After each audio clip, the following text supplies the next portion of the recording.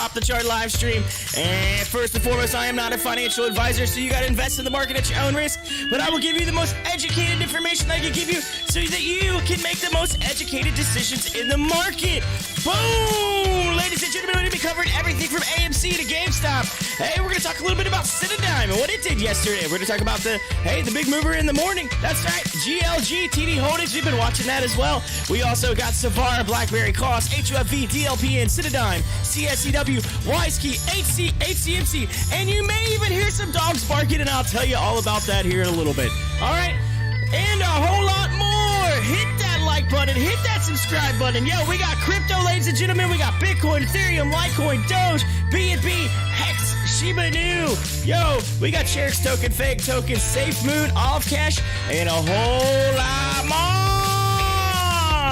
Yeah, it's Friday. It's July 16, 2021, and we are getting ready. We're a little over 3 minutes from market open. Nick, good morning. Yeah! Let's go! Alright, so I know you hear the dogs barking in the background. I know you can hear them. Yeah, listen to that. Yeah! I said dogs, alright? Dogs. That means more than one dog, alright? More than one. Lulu, it's okay. Yes, okay. Ladies and gentlemen, I'm going to tell you why you missed me. Why you missed me yesterday? Why? I mean, you already knew I was going to be off on Wednesday, but because of my daughter and whatnot. But yesterday, all right? So, okay, let's just start on Wednesday night. I know you're ready for another story here, right? Another story as we're a little over 2 minutes. I'm going to go to the 1 minute chart here as we look at AMC, by the way. Went all the way down to $32 yesterday. Jeez. Coming up. But my wife forgot to mention. Forgot all about it. That we were going to be dog sitting for a family member while they're away. For a whole week. And they have 2 dogs. So now, yes, that's right. I'm in the home studio doing the show. With 3 dogs. 3 dogs, all right? And the one that you're hearing bark in the background, by the way, that dog has a little bit of anxiety. So, like, you know, I kind of got all excited a second ago, and I'm pretty sure he heard me and then got all, you know, So, anyway. So you may hear that throughout the day or, you know, throughout the show. Here and there, I have to jump out and go take care of them, So yes, I'll take care of dogs. Who let the dogs out, right, Nick? Yeah, that's what I'm talking about. That's part of the reason, and that's part of the reason why I didn't get to do the show yesterday, is because, so Wednesday night, we had to get the dogs acclimated, right? We had to get them acclimated. And believe me, that was fun. That was fun getting them acclimated, right? Because I got an 85-pound German Shepherd, all right? One of the dogs is a little, and this is the one that has anxiety. All right, this is the male. He's a Australian Shepherd, but mini. Like this dog literally I can bring in here and sit on my lap. Like this is a little bitty dog. We're under a minute, by the way. Yeah. So, but the other one kind of looks like Old Yeller. I really don't know what kind of dog it is. It just looks like maybe like a Boxer Lab mix, but like solid gold. But it's like the chillest dog ever. Like doesn't make a noise. Like loves up on you. Like literally, if you ever want to have a dog, that's like the coolest dog. Don't bother nobody. It goes outside. It's like the best dog in the world. 20 seconds. High fives in the house. All right, hey y'all, let's get into the countdown. Here we go. 8, 10, 9, 8. 7, 6, 5, 4, 3, 2, 1. Ding, ding, ding, ding, ding, ding. Read that. Open the bell, ladies and gentlemen. Let's go. Yeah. Looks like GameStop taking a dip. AMC yesterday. Whew, $32. See, I leave and then the stock goes. Psh, I know AMC missed me, but. Man, today, look, it's coming back up, right? Like, you know what I'm saying? It's up. That's all it was. Yesterday, you know, I wasn't here, and AMC just kind of took the dip, you know? I'm kind of trying to, you know, bring back the power right here, you know what I'm saying? the chart power. But yeah, City Dime went really well yesterday. I was excited about that, and excited to see it. Now, it pulled back again today, but hey, it's heading in the right direction. I just want to see what this GLG does. It was the big one. TD Holdings in the pre-market there. But anyway, to continue the story, so I got, yeah, let's see, Nick says, well, as long as he doesn't end up as Old Yeller before, well, it's a she, but yeah, before the owners come back, that's all good. I completely get you. So yeah, anyway, so I got 2 females and a male. All right, the male, like I said, is the one who's the little mini Australian Shepherd who is like has anxiety, right? So you might hear that one bark. The other ones aren't really barking. The other ones are quiet. You know, my dog, you know, normally every once in a great while that dog will bark, not too much, but the little one, like he's like spastic. All right, he's like, what is that? What's that? I just heard something. What is that? like he's spastic. He has to be like right up with you. You know, I think he thought he was dominant until he met my dog, which is like makes him look tiny because of how big my dog is. And now he's kind of like, oh dang, I'm not the big dog on campus anymore. Because he's the male. He was dominating the female, and now it's all like, oh wait, there's another female, and that dog's way bigger than me. Way bigger. Yeah, I know, right? But Joe Show's like, man, look at this little dog. But no, so anyway, getting them acclimated Wednesday night into Thursday. I didn't get much sleep at all whatsoever because I was up all night with these dogs trying to get them all acclimated. And then so yesterday my alarm did go off, so like I literally overslept by like a lot.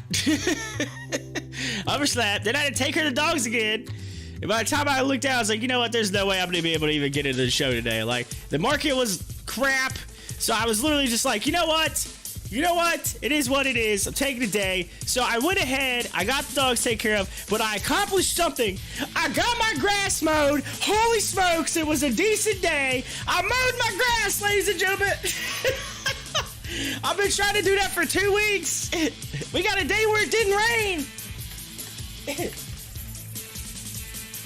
It did rain. So anyway, that's why I didn't have a show yesterday. That's why y'all missed me yesterday. It was a little hectic. So today we're gonna test it out. We're gonna see how we can do with these dogs. You might hear some barking, but that's what it is. All right, we're puppy sitting for a week. Funny story is that dog, that real little dog. I woke up and guess where that dog was? Okay, we don't let dogs in our bed. We're like, you know, get out of our bed. Get out of our bed. I woke up, that little goober squeezed and snuggled his way into the bed and was laying right here next to my head. I'm like, get out my head. Get out of here. Get out of here. Anyway, hey, my portfolio is looking green today. I see some green. Holy smokes. I forgot that was even a color. I literally thought that wasn't even a color anymore. I was like, I thought red was the only color. Wow, green. Hey, it's nice to see you. And Nick says, I know I gotta mow my grass this week too. Been busy with the baby. Yeah, well, you know, you got an excuse, Nick. You got a baby, right? Like, you got a baby. People are starting to come over to visit. I'm like, I gotta get the lawn mowed. It was bothering me. Yeah, it does. I'm the same way. You're like, I gotta do this. I gotta get this done. But then you like never find time to do it, or like, well, our issue is it rained so much. We had so much rain. Like, to be honest with you, yesterday it was like brutally hot. Like, you did not really want to be outside. Like, it's just so hot. You go outside, you're like, ugh. The sun's baking down on you. But you know what? Even with all that heat and sun and whatever, my yard was still wet. Even when I mowed it still was wet. I'm literally like, you gotta be kidding me. I'm like, we really had that much rain. Send some rain to California. Y'all can have all you want. Take it. Y'all can have all you want. California, come on down. Come on down. We got all the rain you need. All right. So, okay. Nick bought the dip, by the way, on AMC at 33. Speaking of dip, there it goes. So, I went ahead this morning as I'm getting ready, and I listened to Trey from yesterday. I want to see what Trey was saying. I was kind of curious because, you know, I didn't really get to watch too much yesterday to see what was going on outside of, you know, what I did see here and there. So, you know, you can see my surprise when I logged in late last night and noticed that it went down to $32, and I'm thinking, oh my lord, everybody probably had a meltdown yesterday. I wasn't even on. Everybody's like, where's Corey? Oh my god, the stack's dying. What's going on, Corey? Oh! You know, I'm thinking everybody's having a meltdown.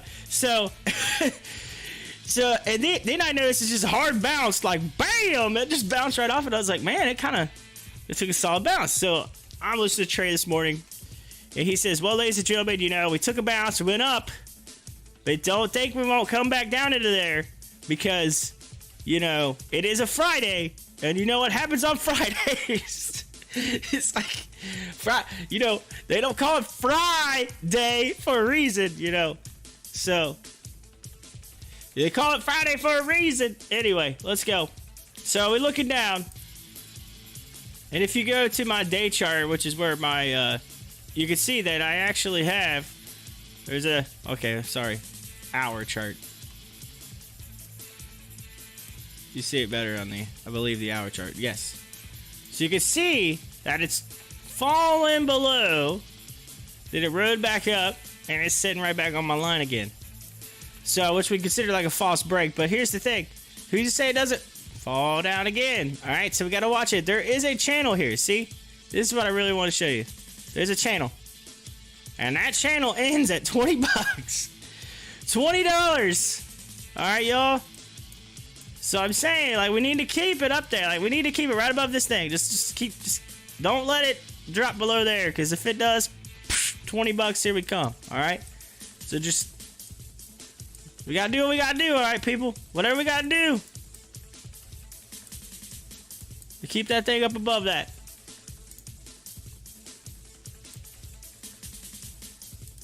It looks like GLG taking that little bit dip, even off a 20% gain. TD Holdings, GLG, I believe the news came out that they were making an acquisition.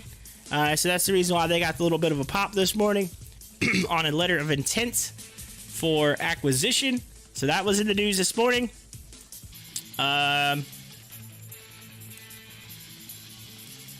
So yeah, that's where we're at right now.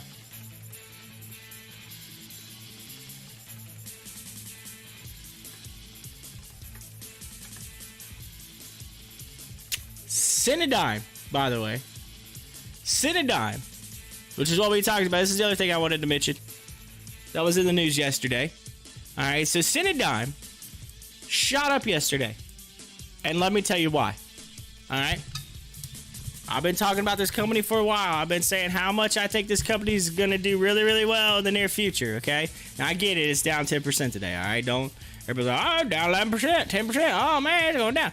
Well, hey, you know what? It did go up pretty good, right? It did go up pretty good. But, all right, I think there is I get it. CIDM's only went over like $2, I think, in the last 5 years a few times, right? I get it. But, let me tell you something that they announced yesterday that I think is really good for them in the future. They announced that they are debt-free. Okay? Two of the greatest words in finance are debt-free. If not the greatest word in finance are debt-free. They got rid of a whole bunch of debt. They finished it off yesterday, officially. Paid off. They came out and said, we're debt-free. Like, they literally got rid of millions of dollars of debt. I'm like, sweet. So CIDM, debt free. Just saying. And they are really, really working hard on that streaming game to continue pushing streaming, and I think they're on the right track. So there you go. Hi-Fi says, why has NVIDIA been tanking this week? All right, NVIDIA. Let's take a look at NVIDIA. NVIDIA. Why? Why has it been tanking? Well, it looks like it had a big run up there, just all of a sudden started to pull back. So, NVDA, what we got on it, news-wise? Anything? NVIDIA to begin trading on a 4-for-1 split adjusted basis on July 20th. Oh, there it is, right in front of your eyes. They're doing a 4-for-1 split adjusted basis on July 20th. Man.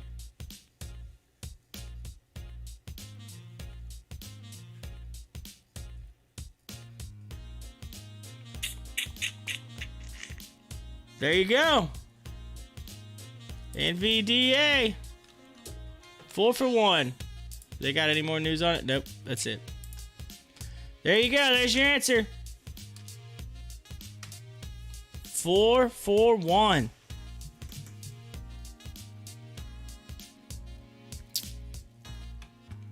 The split was announced a while ago. Wonder why that did anything now.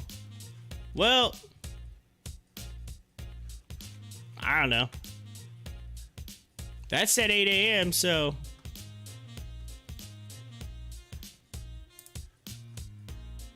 you know, maybe some people got word of it early. I don't know.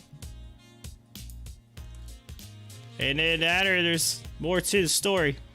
I don't know, but anyway, all I know is they're heading down.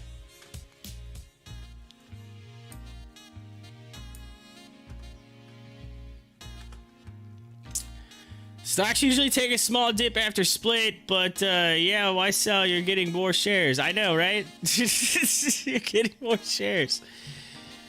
So that's the best part about it is, I guess you could get it on a discount right now on NVIDIA. You know? Hey, it's a discount. There you go.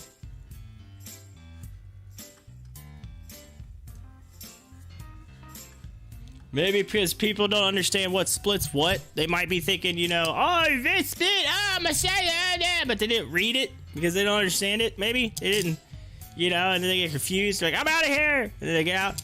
And then all of a sudden they realize, oh man, I did the right thing. I made the right decision. I'm buying back in. I don't know. That's the only explanation I got for you, Hi-Fi. I don't get it.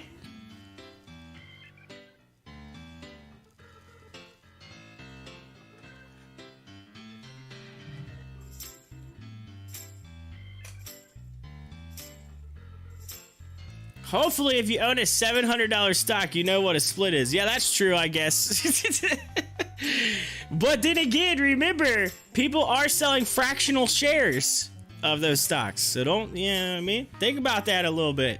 That can affect it a little bit. There are fractional shares out there. I do know I was seeing, I believe it's Cash App. Cash App and a few others are saying they're going to start doing the fractional shares.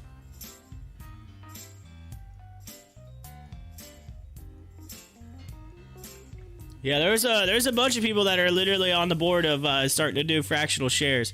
They're basically buying them up, I guess, as whole shares, and it's selling them as fractional. I don't know, something like that. Yeah, and then just, yeah, I think that's what they're doing. They're buying them up, a whole bunch of bank shares, and they're holding on to them, and then they're going to sell them off as fractional, and then people will have a ability to, you know, make their gains off of that.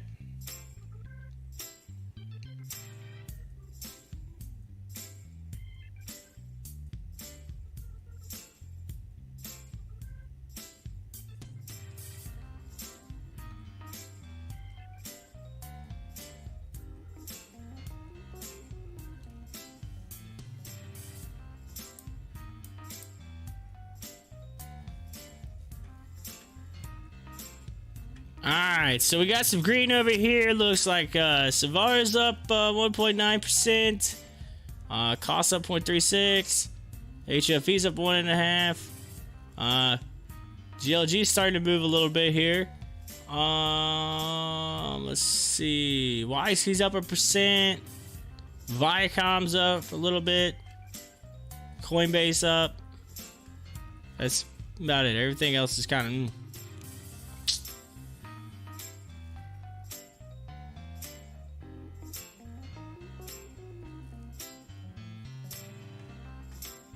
Alright.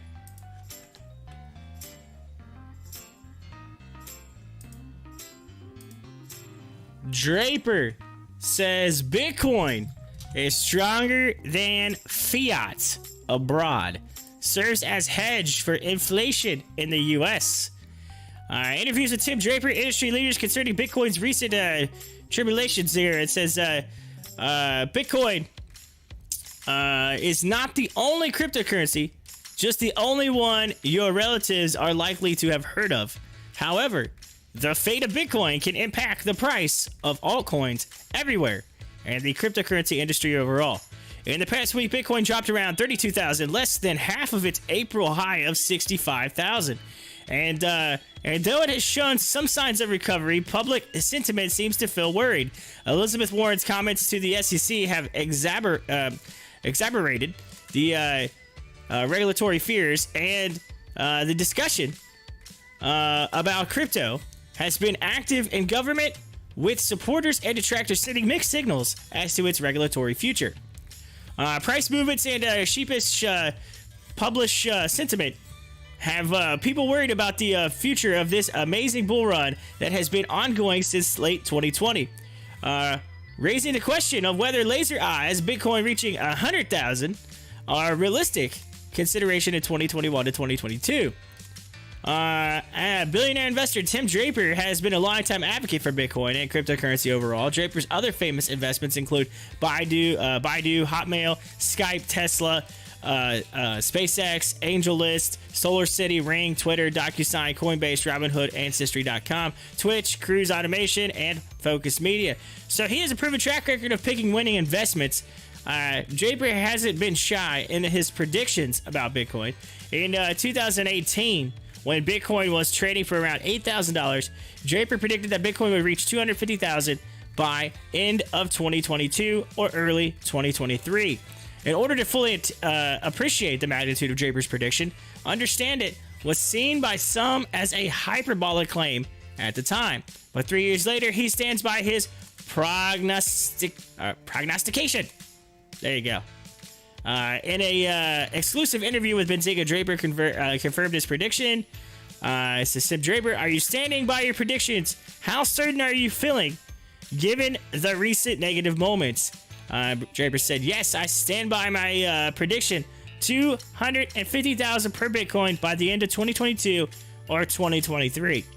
We have had many ups and downs, and will continue to, but the global, trusted, decentralized, frictionless, open, transparent Bitcoin will become increasingly popular as more and more applications evolve. As for the next question, he said, what should investors remember here? That they will tend to forget it all the fear around the dip. Bitcoin represents freedom and trust to me. Many people around the world are already benefiting from the economies that can be built around Bitcoin. These small movements are nothing compared to the constant degrading of the Nigerian and Argentinian currencies. And if the government keeps printing dollars, Bitcoin is a modern hedge against inflation. There you go. What lesson do we need to learn from this? Well, Draper said technology ultimately prevails through fits and starts. Draper said through blame has and will be cast at Musk primarily, and now perhaps Elizabeth Warren. There has been a confluence of events that led to some negative price movements for Bitcoin.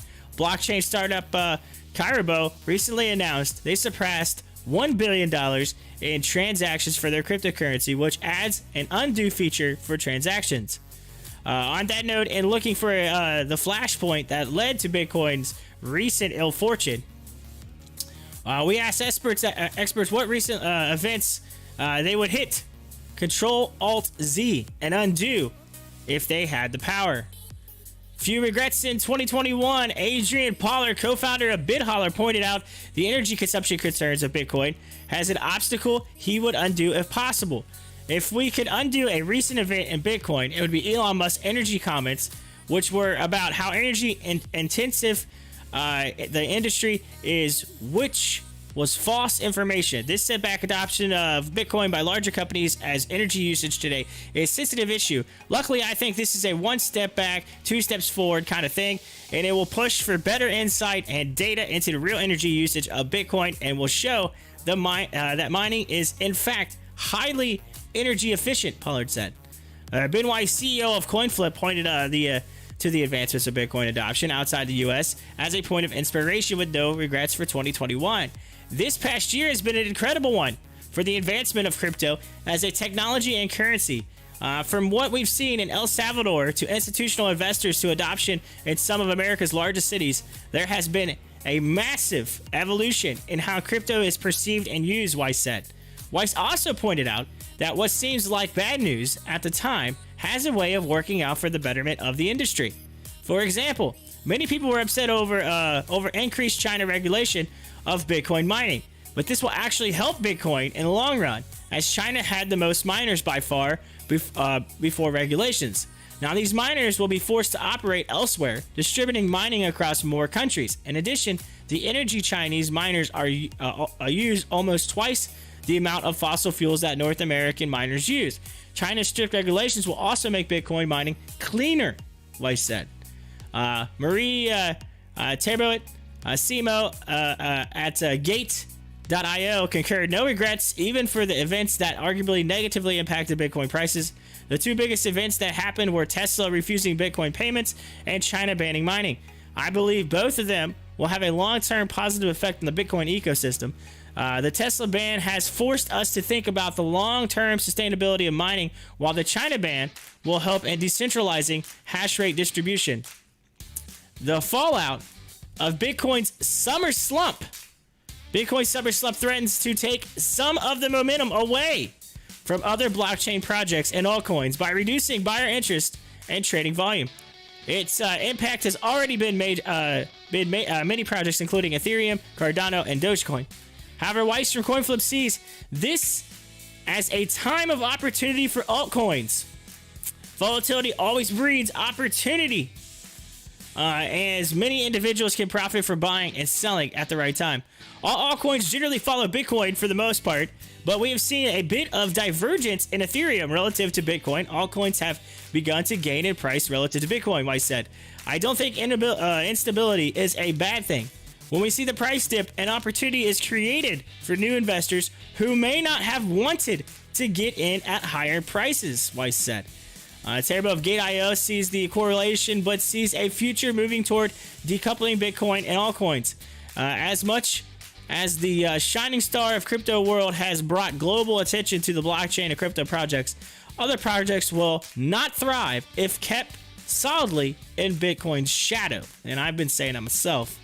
Bitcoin has always been more volatile compared to the other crypto assets. Being the market leader, Bitcoin often dictates how the rest of the market performs. However, we have definitely seen over the last 3 months that when Bitcoin doesn't move much, the traders get bored and move to altcoins, leading to alt season. As the market keeps maturing, there should be reasonable amount of decoupling from Bitcoin and the rest of the crypto market. Hence, I don't really think Bitcoin's instability will be detrimental in the long term.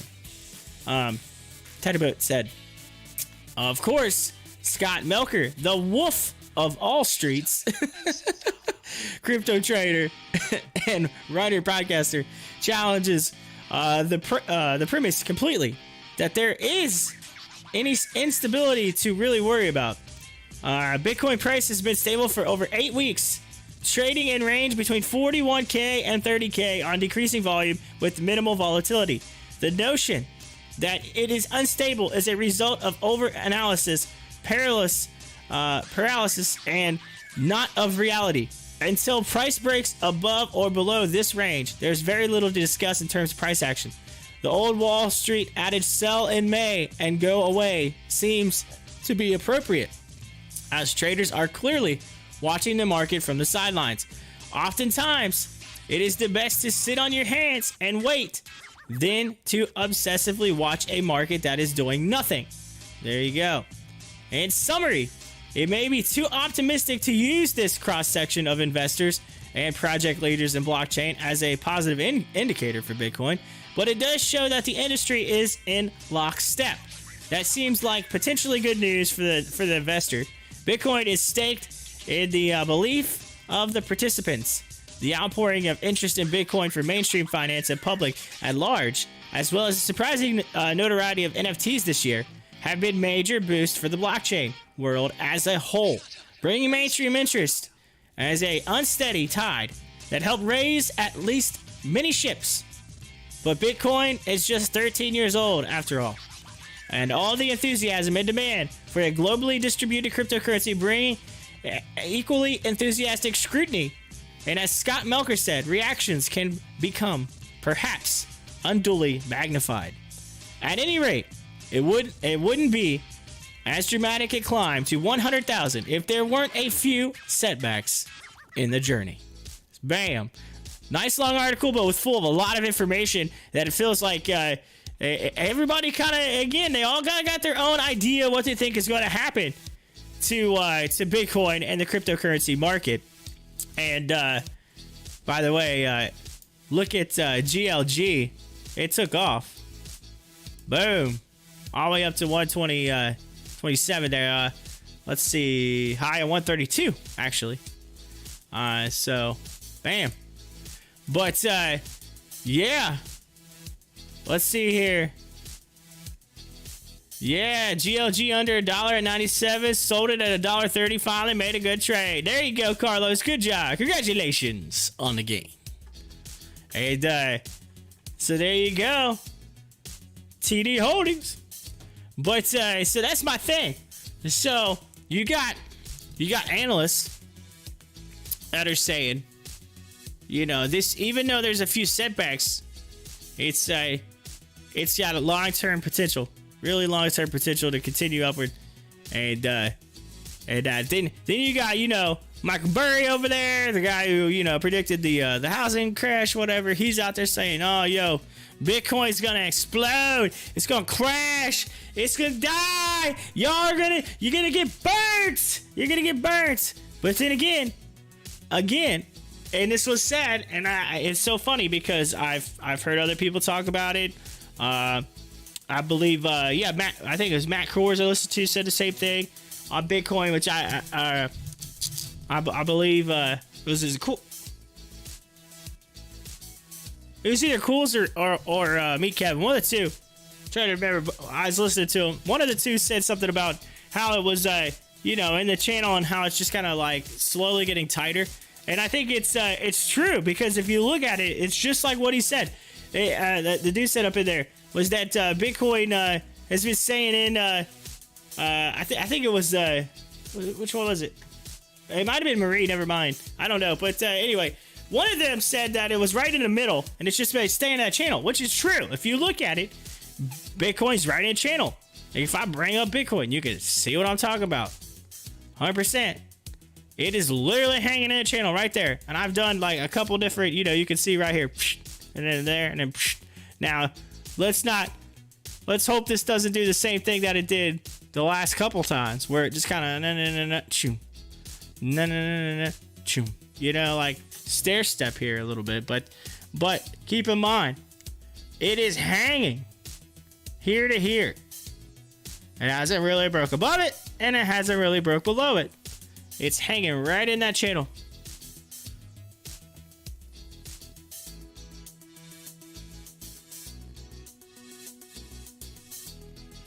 So keep that in mind. It's literally just, and it's just right there. Now it's got that push down like it's wanting to come down. But that's the question. Is it going to go to here? But again, it hasn't went past it. So there you go. That's the thing. It's just hanging there. It's at a nice, just solid level. And again, I think some people are waiting for it to kind of start to turn up and go up to here. and maybe get that break at that 41, 42, 43, and then bam, they jump into it and ride it back up. I think that's what's happening. 100%, I think that's what's happening.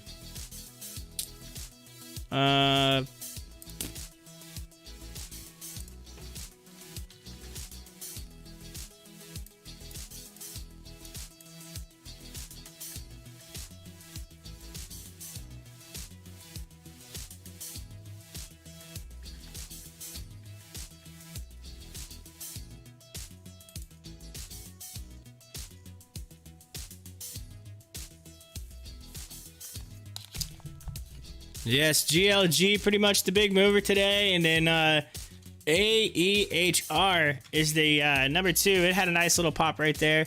AEHR sitting there up 25% as of right now, and that's what we're looking at for today. AMC at $36, it's up 1% today. Despite kind of moving down a little bit, it's still above the mark there.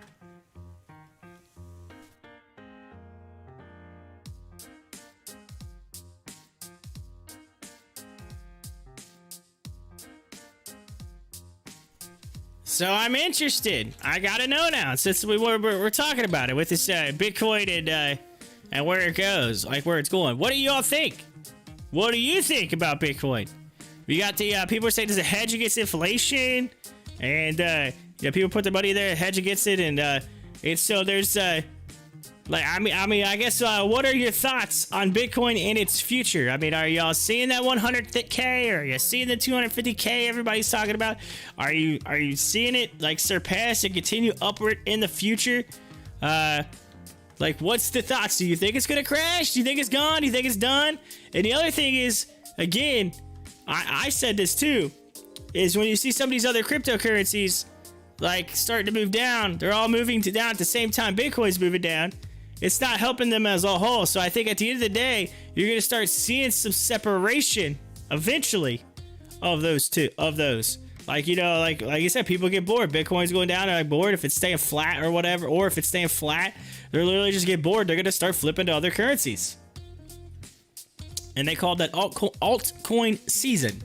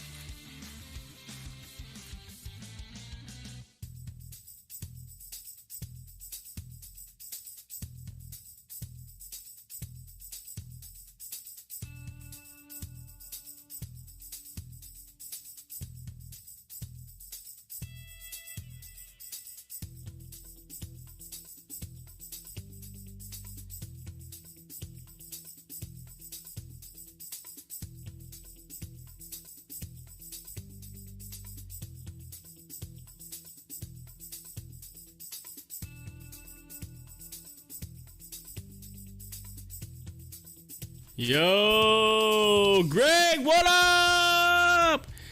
Yeah, long time no see. This is wait, what Stoke am I watching? what Stoke? Are you trying to say you stoked that you're watching me now? Is that what you're trying to say? Greg, what's Stoke? Nah, alright, so I mean, you know, I still love my AMC up in here. I still gotta love it, but even though it went down, took a big dip on me yesterday, but yeah. Right now, we're just following along the movers right now. We had GLG had a nice move today. It's up 52%, and the other one right now is up 31%. That's AEHR. So we're kind of following those two today. And then we were talking a minute ago about Bitcoin, and I read an article talking about how it has some people that are talking about the long-term potential of Bitcoin, where it's going to go, and then you got some people talking about where it's going to crash and so forth and so on. So it's a whole thought of like where Bitcoin's going to go and how the whole market's going to move, and that it's a hedge against, some people are saying it's a hedge against inflation, and so I just talked about that a little bit ago. So you just missed that long article, but yeah, it was really interesting about like just what people say and think as far as where everything's going. And speaking of that, so just specifically talking about the United States here and what's going on with it. I was talking to some friends yesterday, just kind of getting their thoughts on what they think about the country, where everything's at right now, and we got some so like the thing that they're saying, at least the people I'm talking to in their industry or where they are working, they said their hardest thing that they said they're having trouble with finding is that they're saying that people are not wanting to work at their industries or where they work at because they're getting more money in unemployment. And that's saying that's the reason why, inflation's so high and so forth and so on, and that you put all this money into the market, or not the market, but into the world, and people don't want to, people want to do anything because they're just basically getting free money and so forth and so on. So I'm curious to see what you all are seeing, or if any of y'all are seeing anything at least close to where you're at, because at the end of the day, I want to check these numbers, all right? Because and I want to pull this up because I really want to see like what the truth is to this, if there really is truth to this, because I hear people say it all the time, all right? But how true is it statistically?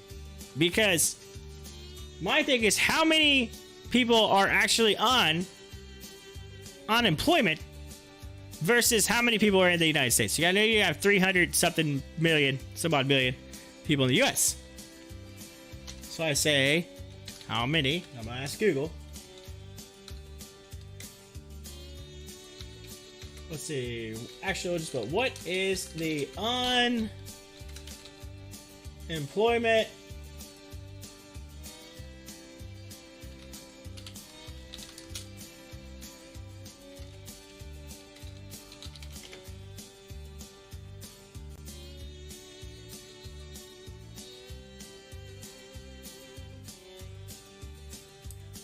what should I see here? National or U.S. unemployment today.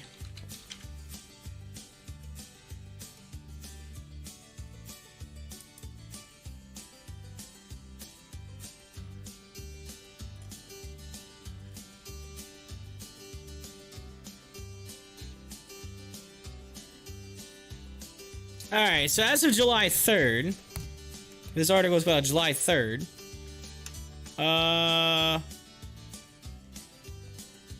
current rate is 5.9%. 5.9%. All right. So, if we round up to 6, and that was July 3rd. Who knows if it went down or up or whatever from there. But I do know the rate usually kind of somewhere hangs in there between 4 and 5%, 6% on a high, right? So, And again, last year was a lot higher than that, right? Think about it. Looking for VRB. All right, let's take a look at it.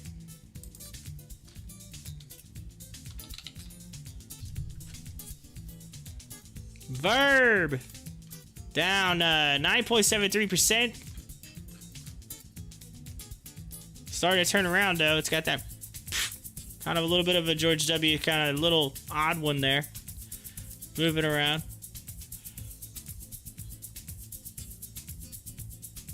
It's real quick. It's had a nice long run on it, but it dropped. It looks almost like it's about to just come back down to here. I'd say they typically meet somewhere in the middle, so I don't know. Right around that area is the middle there. I mean, here, Carlos, that's a hard one to pick out there. Although the RSI went down really, really low, so it is pretty low on the RSI. As far as like solid level, let's see. It broke through that. I mean, there's a level right there. If it breaks through that 272, it goes down, then, you know, I'd be worried. But, like, if it can hold above that mark right there, that 272 mark, 270, if it can hold above that, I think you're good. But, anyway.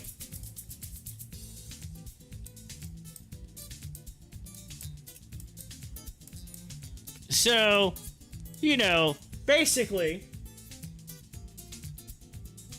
94% of the U.S.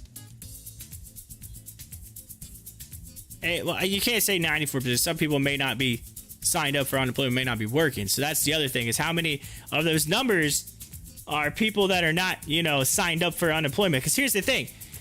You can't say, I don't think you can say that people don't want to work because they're getting more money sent to them. You know, if they're not signed up for unemployment, they're not getting money. They have to be signed up, all right? That's 100%. You have to be signed up for it. So, even if you take away the probably 1 or 2% that are, you know, not on unemployment but not working, whatever, at the current moment, you know, you're still well over 90% of the people of the population working, right? So, I mean, my question is, how are you having trouble? How are you having trouble if the numbers are not too much different than they were before? I guess that's the only thing that I say when you got these people that say this stuff. Like, you know, I mean, I get it. I'm not working in your industry. I don't know what you're dealing with and where you're at. But my question is, like, are any of you all seeing any of that? Because, I mean, I'm not seeing it. But then again, I'm not in their industry. So I'm just curious. Like, the numbers don't point that way. You know, but sometimes, you know, things on paper and things that are happening. So it's like, I've heard of, you know, I got a buddy that does a lot with trucking. And so they're saying that, you know, they can't seem to get drivers to take loads and go A to B, take stuff from A to B. And, you know, that they're having trouble with that. That because some of them are on unemployment and that they're not. My thing is, I think at the end of the day, I think things are moving. I think that, you know, things are just different than they were before. And then you got to remember, and here's the other thing. Some of these people are not realizing that they have realized that 2020 happened. And when 2020 happened, people realized they can work from home. And they can make money doing things from home. So these industries now that required people to go in and drive to a place, those people that do not like to drive, because I'm telling you right now, I don't see too many people that like to take traffic and like to drive to work, right? There's not too many people that enjoy that. So in my thought process on this is, like, if I'm someone who's driving into a job and I'm spending my gas money, my gas money to drive in, I'll put wear and tear on my car and everything, and all of a sudden now I get an opportunity to do a job, and even if it was paid a little bit less, not much less, a little bit less, to stay at home and work from home versus driving in, my own personal opinion, I would stay at home. Why? Because at the end of the day, you're not putting the wear and tear in your car. You're not spending that gas money. So at the end of the day, even though you're making a little less, you're not spending that gas money, which you're eventually going to save. You're going to put that to the side, right? You're going to gain that money you was losing anyway. So at the end of the day, now I'm set. You know, that's what I think these people are not realizing. The numbers, even though they're like, oh, we can't get people to come in and do this because nobody wants them to work from home. You got to understand. It's like, okay, I'm going to use a really good analogy. All right. This is the best analogy I could use. And these people, for some reasons, people don't understand this. What happens when you give a kid ice cream for the first time? You think about it, or a baby, like a kid, like the first time a kid or baby ever, like toddler, whatever, ever experiences ice cream outside of some of their lactose intolerant, or a cookie, or something sweet, right? Think about that. The first time you get that taste, right? They're like, oh man, oh, that's so good. They get that reaction. Like, I mean, it's just like my daughter was the same way. The first time she ever ate a cookie, literally, she took a bite of a cookie. It was so good to her that she literally reached up and she grabbed my cookie out of my hand, like as a baby, like, and started shoving it in her mouth, like, whoa, you can't have that much, you can't have that much. So, trying to pull it back. So that's what I'm saying, is that's what happened last year during COVID. Some of the people that were working in places, they got a little taste of that. And guess what? Some of the really smart companies out there that were like, you know what? We could grow our company really, really fast. Why? We don't even have to pay for offices. We don't have overhead. We have no overhead. We literally just saved ourselves money. We have no overhead. All we have to do is start hiring these people, set up an online system where they can log in and do their work. All right, do the work. You know what? Some people are like, yeah, well, productivity might not be as good, but I could get more employees. And then at the end of the day, based on how many employees you had, determine how much you pay people, right? So you could contract things out. Like, I'm telling you, at the end of the day, it boils down to numbers. And the top people at the top that are owning companies, they know those numbers. They know how to make those numbers work. They got the data. They have people working underneath them to figure out what makes their company the most productive. And then that CEO, that CFO, they do the numbers. They work. They get investors. They put money in. And guess what happens? The economy grows. Why? Because it's a transition in technology is what we're going through right now. It's a transition. And some of these people that have worked, and again, I live in a country, so I'm used to being around, you know, a lot of your industrial workers and things like that. So I hear, you know, a lot of that, you know, a lot of the different sides, people that, you know, don't typically use technology. No offense, because I'm just saying, based on my current experience and where I live at, because I'm in the country, I'm in the heart of farmland. I'm in the heart of the industrial United States. That's where I live at. So I get that. I get people have trouble with that kind of stuff. I get it. 100%. But I'm just saying, I think your view is skewed. And this is something I've been saying for a while. And I talked about it a lot last year.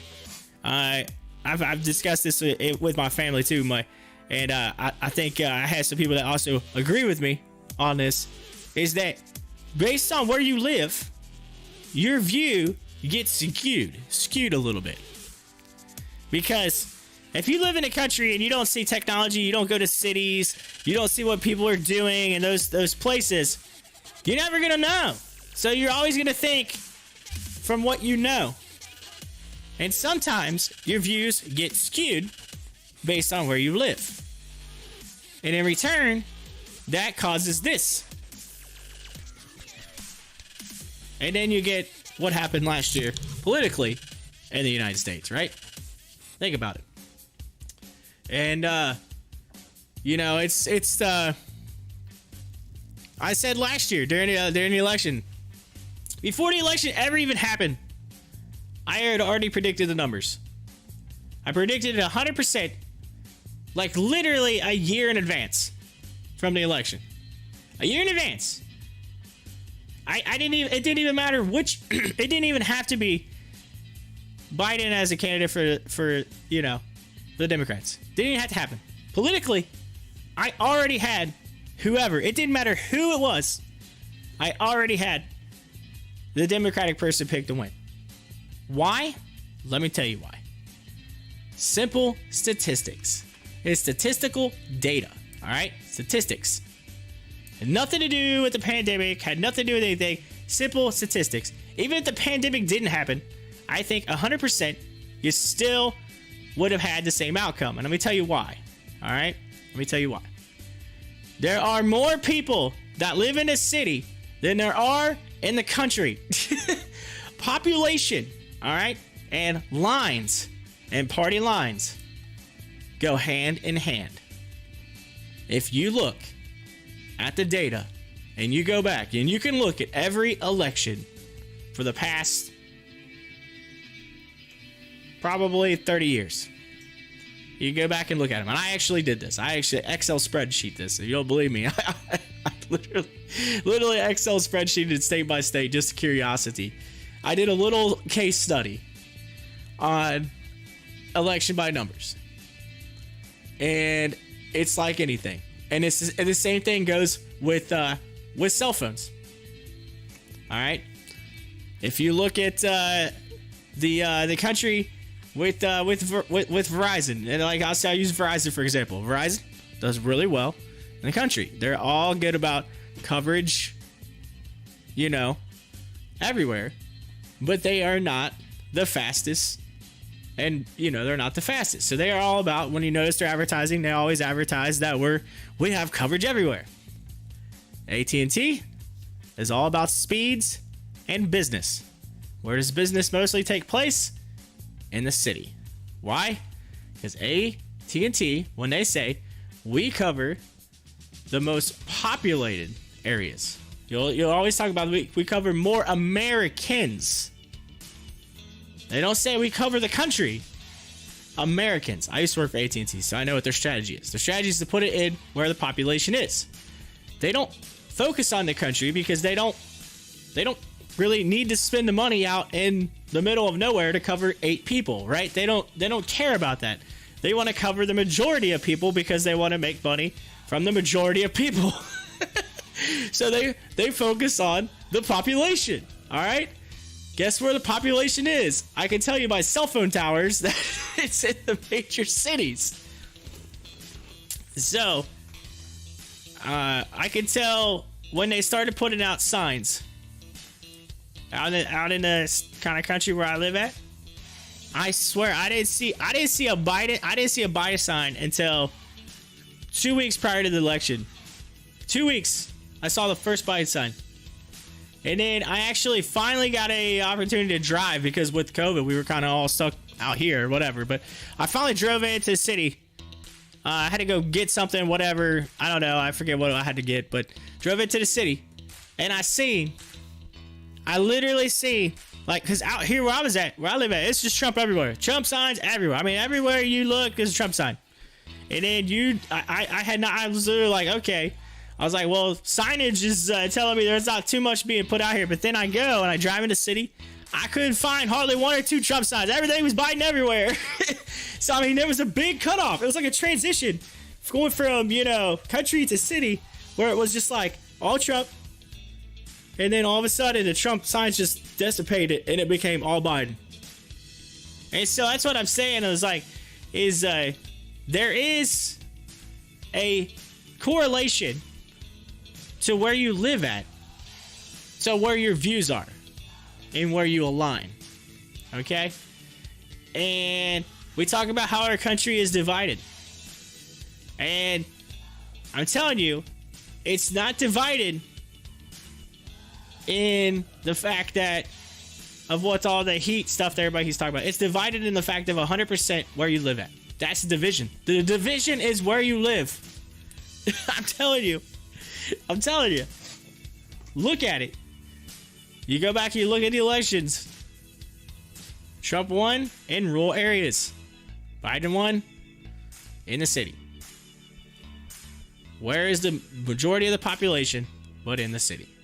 So, and that's what I was trying to get at too with the whole working thing, is I feel like there's more people working in the city. Why? Because there's more population there, more technology there. People are going to put offices there. I go to Chicago and the buildings are just so massive. They're everywhere. Looking at them thinking, oh man, there's technology everywhere. You got these, you got the whole thing where you can rent a bike and ride it around. Some of the people out here, I told them about that. And they're like, you mean people just leave their bikes out and they just ride them? Like, how does that work? Like, you know what I mean? They didn't even know what that is. There's people that I've talked to that live out here never even heard of that. Didn't even know what that was. Didn't know that was a thing, that you could actually use like Uber app and like rent a bike and ride it. I'm like, you guys don't understand the technology that is going on in the cities that they don't bring out here. like you just, and so your views are skewed. You're not looking at the numbers in the right way. You're looking at all these people don't have jobs. Well, I get it. You're in the country. It's industrial.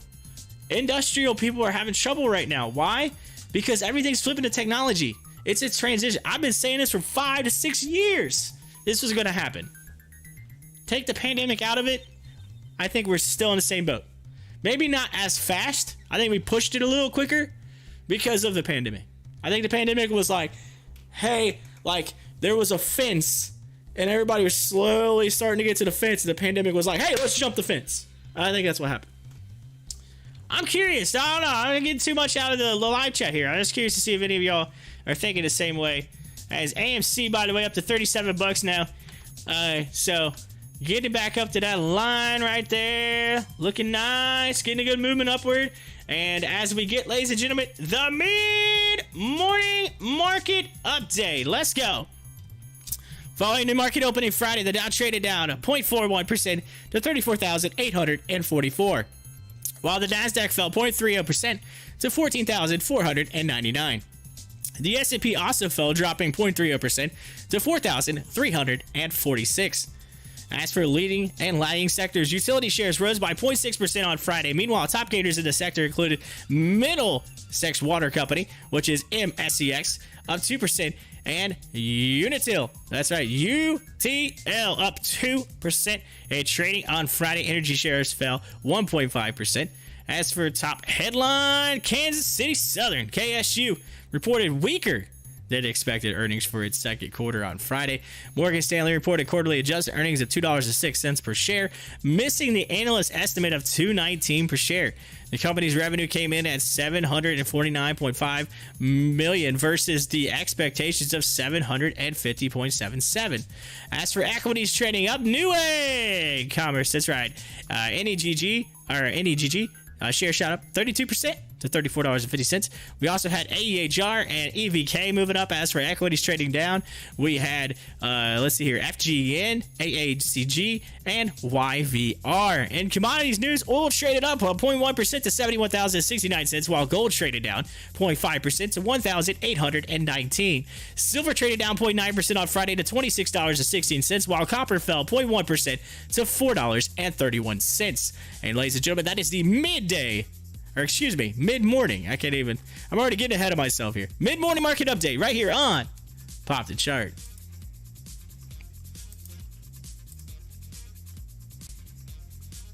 All right. So yeah, AMC getting a nice green candle. There we go. 37.70 heading up. Making some money. Yo, Nick bought the dip yesterday. Nick's making some money today on AMC.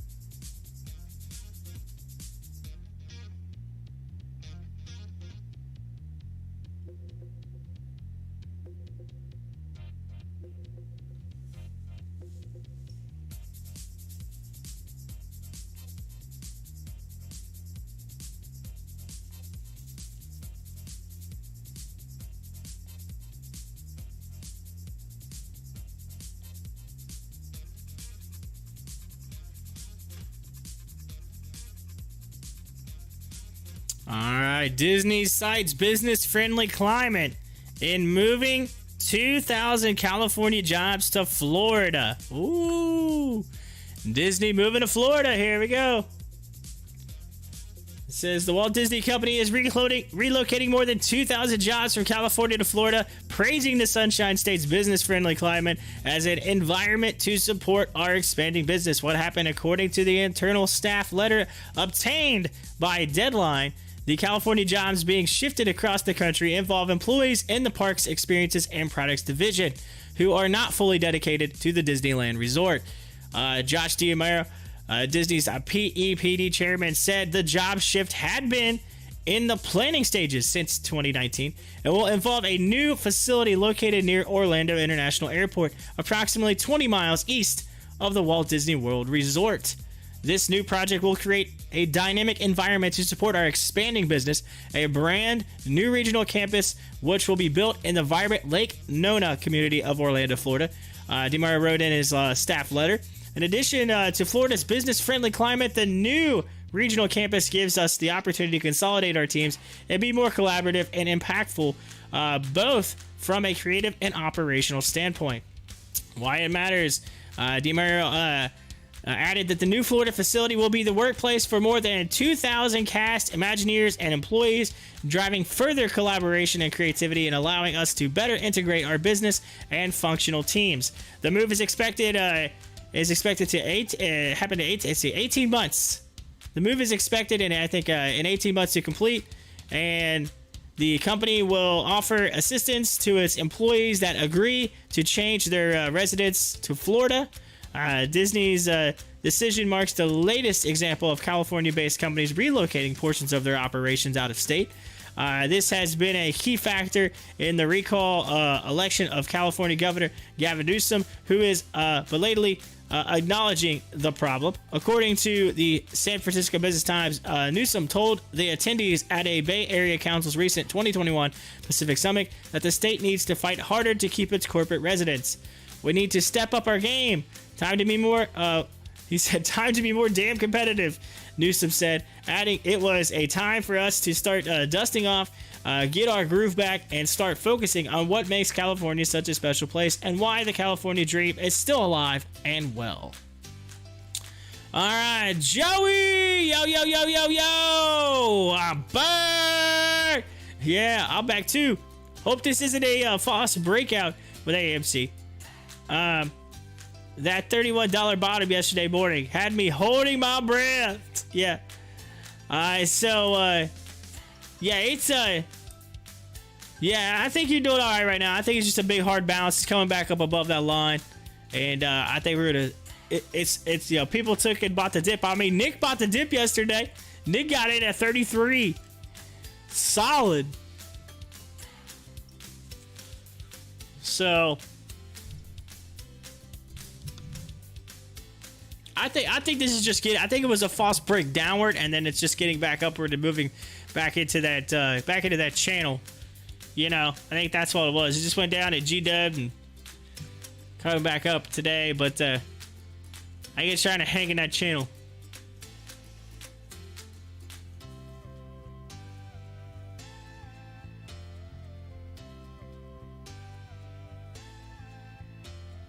All I know is I'm seeing green in my portfolio today, and I'm happy. Oh, yeah. Speaking of AMC Entertainment holding shares see move higher, nearing the $38 level. Boom. Get it.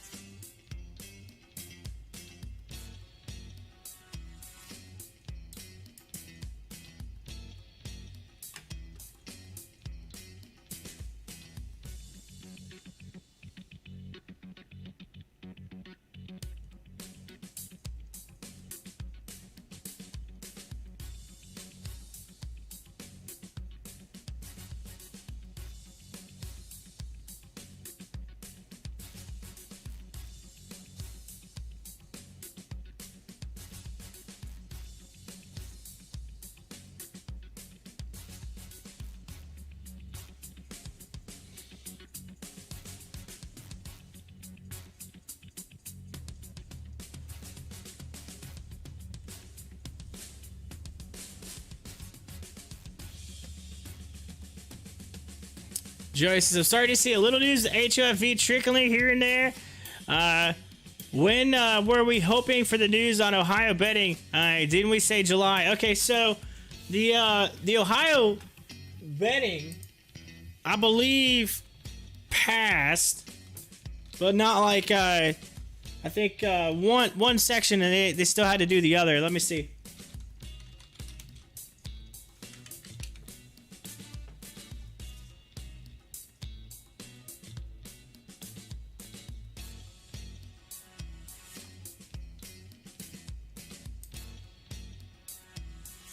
All right, so this is out of the Ohio Capital Journal.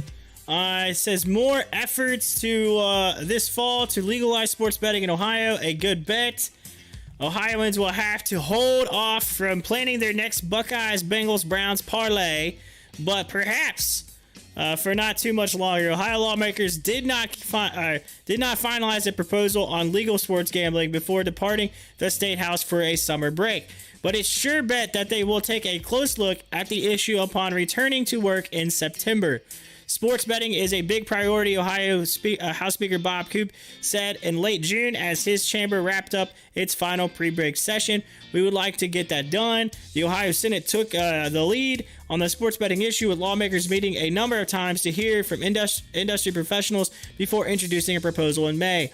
The resulting Senate Bill 176 took many changes prior to its passage in June, sending it to the House. Hopes of the legalization moving quickly through the House before the summer break were perhaps too ambitious.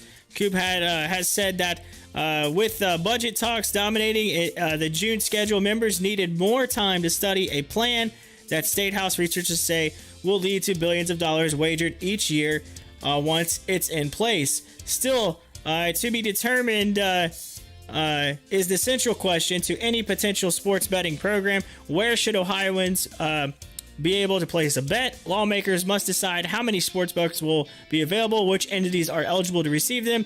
It is seen as a given there will be a mobile sports books which will handle the vast majority of Ohio bets. From there, decisions regarding retail sports books will have big money implications for whichever business get a chance to land them. Casinos want in, as do professional sports teams, bars, restaurants, entertainment centers such as bowling alleys and gas stations. The Senate proposal allows sports franchises to have first dibs in placing retail sports books inside their arenas. In prioritizing sports teams, casinos in certain major cities may find themselves excluded from the program. This may be a tough sell for House members, particularly those representing cities like Columbus, Cincinnati, Cleveland, and Toledo, where some of the casinos are located. Coop said the legislative leaders will try to hash out details over the summer, then return to the State House with a suitable program to be finalized in the fall. There is one element of the initial proposals they will not have to worry about: electronic bingo. For much of 2021, lawmakers have packaged e-bingo with sports betting in an effort to modernize the charitable gaming offerings at veterans and fraternal halls. This work has been to chagrin the casinos, which fear the machines will too closely resemble their own slot machines. The Ohio General Assembly wound up including e-bingo within the state budget recently signed into law by Governor Mike DeWine. The budget provision allows these existing charitable organizations to install up to 10 e-bingo machines. This will allow lawmakers to stick to just the sports betting issues this fall. That's our goal. That's our hope. That's what we are going to work toward, Coop said. There you go.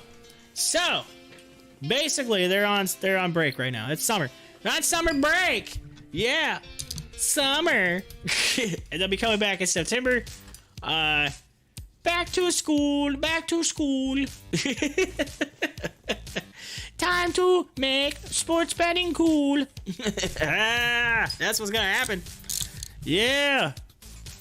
So September is odds are September to October-ish. They'll vote on that, get that done, and then ideally for it to start first of the year of 2022. That's the goal. The current goal. So, while sports betting, here's the thing though, Joey.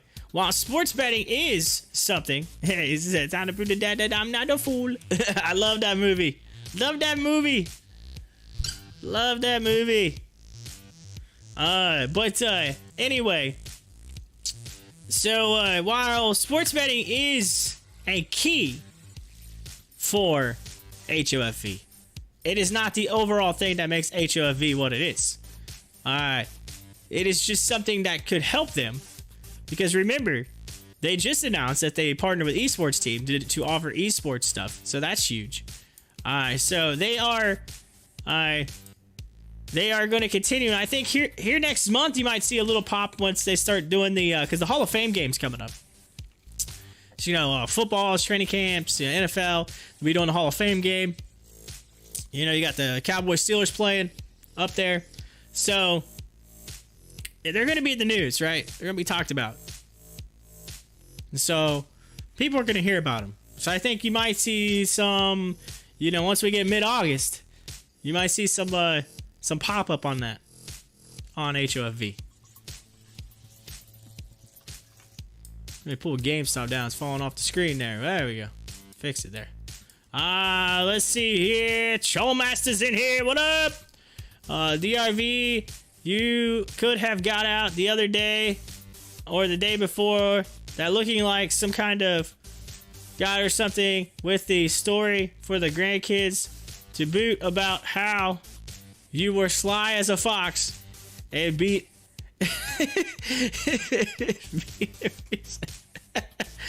yeah, look at you. Sly as a fox, huh? Let's see here. Shampoo is better. Oh, Joey. Peeing your pants is cool.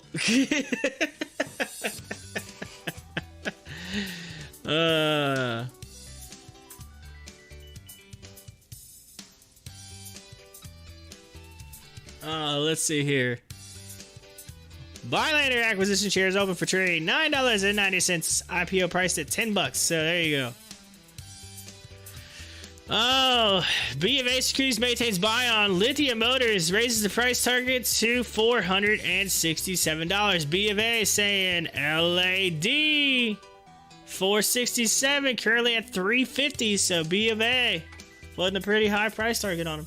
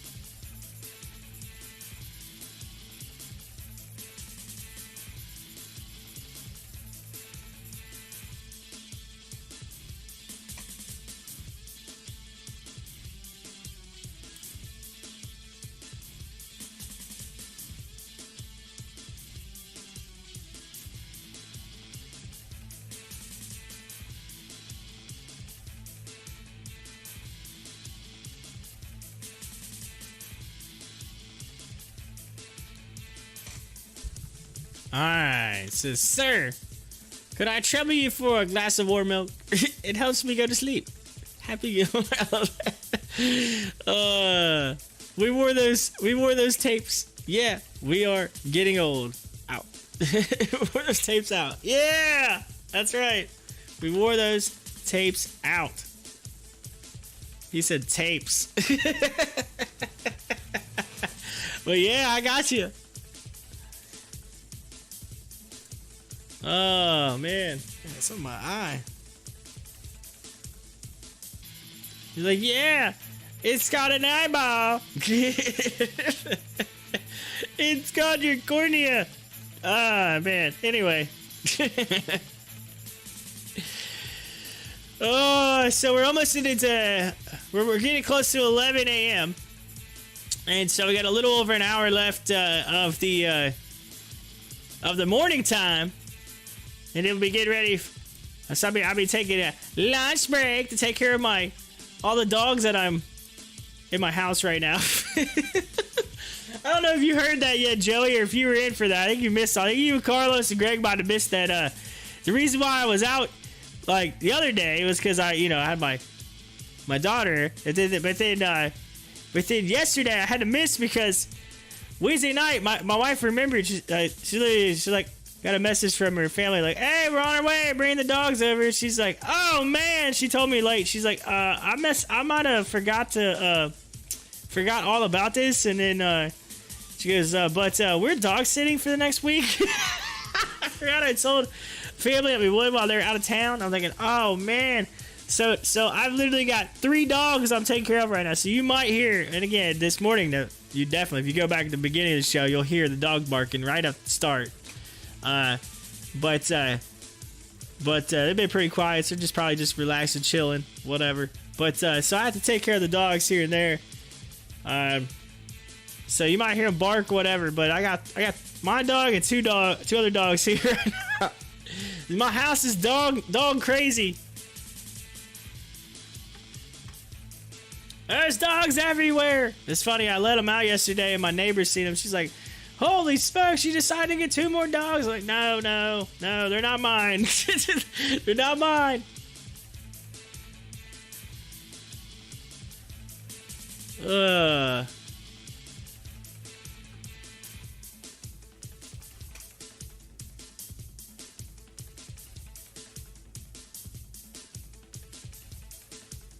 All right, so I was talking about earlier.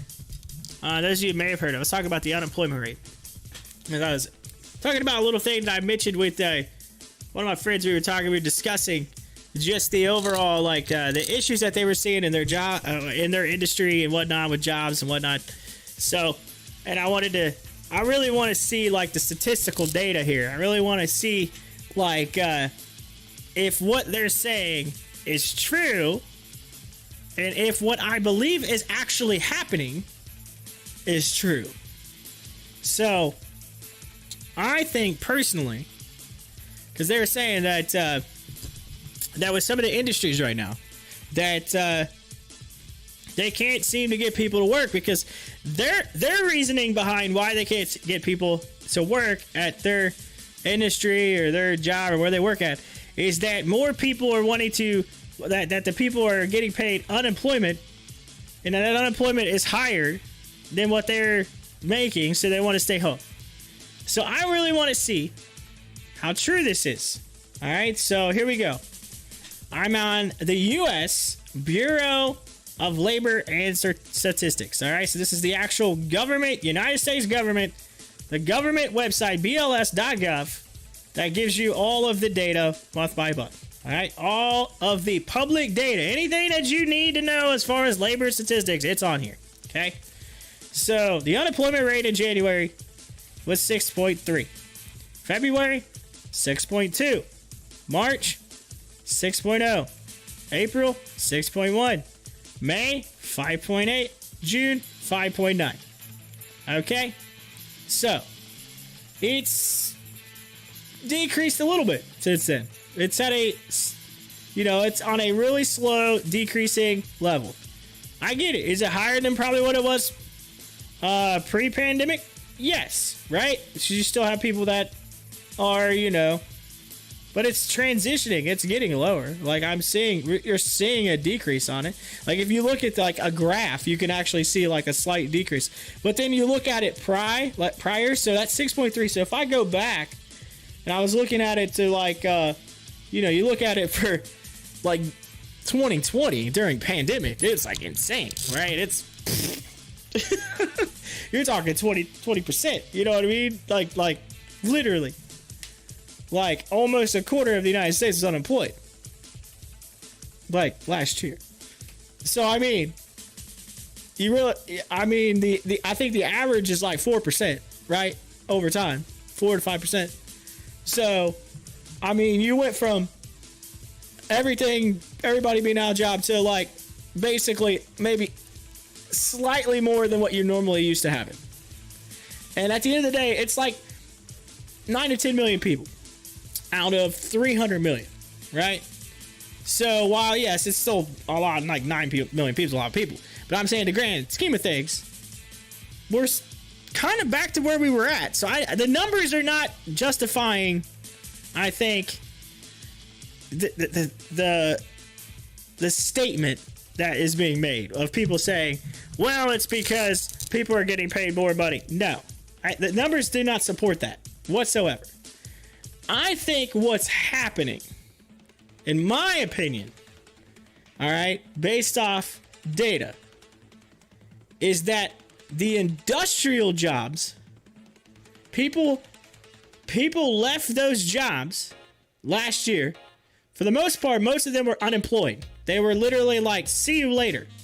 When you're on unemployment, states tend to make, I mean, I don't know what some of the stipulations were last year during the pandemic, right? But I do know that in the state of Ohio, they have a thing with unemployment that you have to actively be seeking a job, right? You have to actively be seeking something. Now remember, what did we have a boom in last year? There's a giant boom in 2020 in online jobs. A giant boom in it. All right? We had a huge boom. If you go back and look at the numbers just, they go to the moon. I want to know how many of those people left their job, went to a work from home job, getting paid maybe even slightly less than what they were making before, but now they're not putting wear and tear on their car, and now they're not spending gas. And at the end of the day, they're actually probably making right about the same thing they were making before.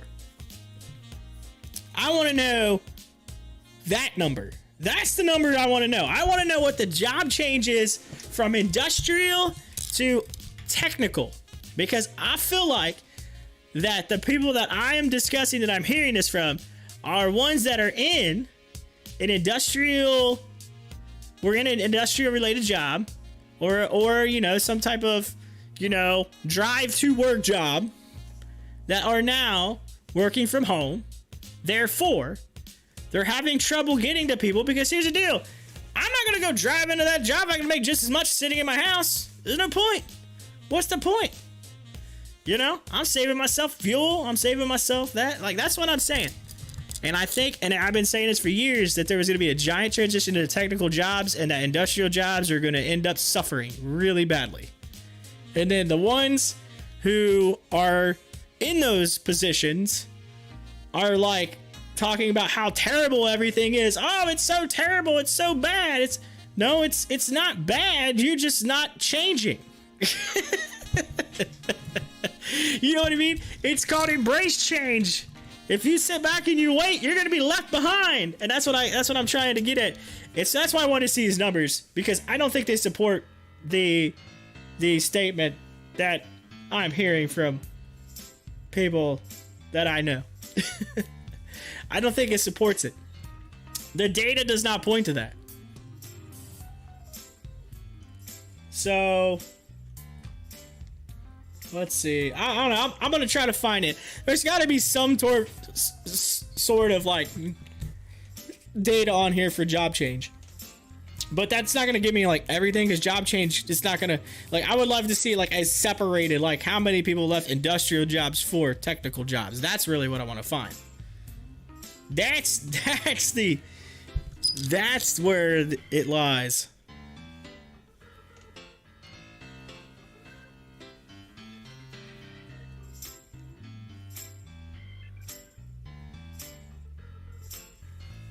All right, so the news feed, it says why GameStop is trading higher today. And I'm thinking, because AMC is trading higher? There's your answer. Look at the percentage. They're exactly the same. Why? Because they moved together. That's why. Answered that question. I don't know. I just think I think that's what it is, and I think that's where they're having trouble with getting people. Nobody wants to do those factory or industrial related jobs if they don't have to, right? If they have an option to do something else, they make just as much money.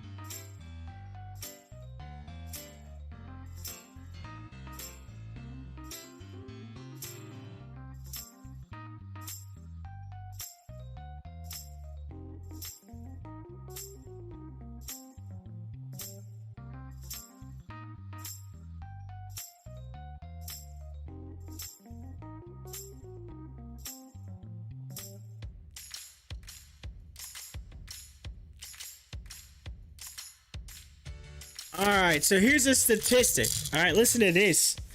A Gartner survey of company leaders found that 80% plan to allow employees to work remotely at least part of the time after the pandemic. So that this was in 2020. So they were saying, you know, that here's the thing, that even the ones that could, they're allowing them to do it. And 47% will allow employees to work from home full time.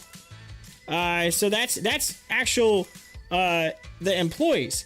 Now, in a recent FlexJob survey, 65% of respondents report wanting to be a full-time remote employee post-pandemic, and 31% want a hybrid remote work environment. That's 96% who desire some form of remote work. So 96% have, like, of surveyed people, I don't know how many that is, right? Whatever, this is a survey, but regardless, 96% want it. So, like, if you was to input that actually was true for the grand scheme of how many people was unemployed.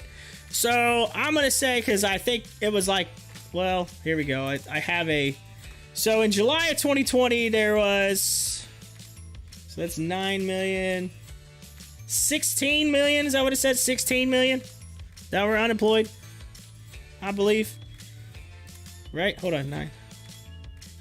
Yes, 16 million. So 16 million, so it's doubled. So the unemployment rate in July, so if it's 5.8%, so you're looking at what, 11, 12, 13% unemployed, all right, of the United States was unemployed in July of last year. All right, so July, we're gonna take July. Again, it might even have been worse prior to that, but July of last year. All right, remember, that's double. So if you take and you go to the people above the normal unemployment rate, which is somewhere around 4 to 5%, all right, which is right around where it's starting to get to. If you take all the people above that may have had. So I would say maybe 30-40% of them. Well, 60% they said allowed people to work from home. So say if you take 60% of them had some sort of option to maybe get a job, probably I'd say you just throw it to half. So say 50% of them even look at it. And then those 50% are now starting to, even a slight percentage in that number, right? That decides, you know what, I'm unemployed. I want to find something new. I'm not going back to my old job when I can work from home now, and to get a little bit of a taste of that work from home. I can tell you right now, when it goes back now you can take that chunk of the pie, right? Take that chunk of the pie and you disappear that now and you move that over here. All right. And then that job all of a sudden starts opening up again. Oh, it don't have those workers it originally had, right? It don't have them. Why? Because they're not working for you. They're working for somebody else. Now you know why they're having trouble. It makes complete sense. 100% sense. Even if just a tiny portion moves over out of the industrial side of things and move those into technological jobs, work remotely, whatever, anything. You know, if they're able to even just use a computer, which I would say with the way technology is, that a big, at least some percentage know how to at least use a computer, right? They may not be the best at it, but they could ultimately send an email, go on a website, and do some sort of something. I would say that percentage is the reason why the people that I've talked to are having that opinion. I think the numbers are there. I think numbers are there to support my thesis, my hypothesis.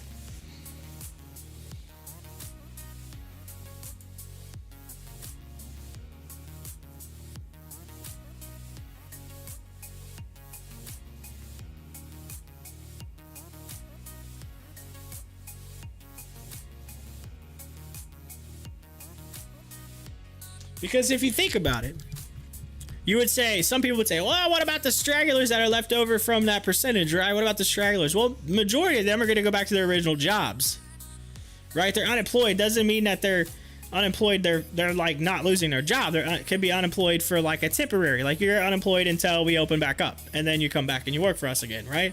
So you're going to get those people that did come back, but then you're going to have those ones that didn't. So that's it. Where the ones that didn't, where did they go? The ones that didn't go back, did they move over to a technological position? Because you know they're not just going to sit there and not do anything. They got to do something. They got to survive. And so, you know,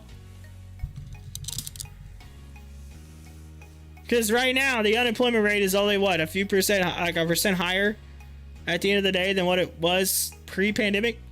A few percent. I mean, what was the,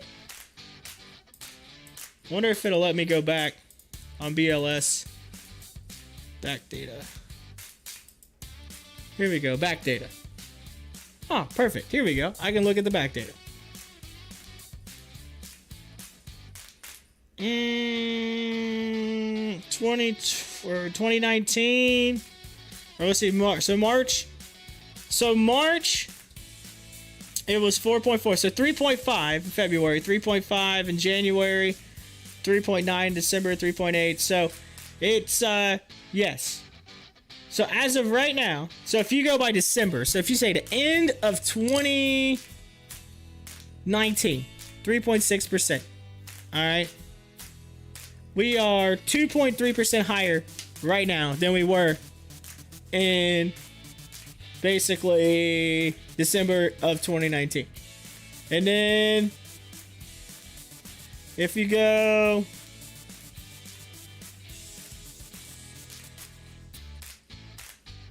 (2015), January of 2015, we were at 5.7, which is literally just slight. So in 2015, we were right about where we are now.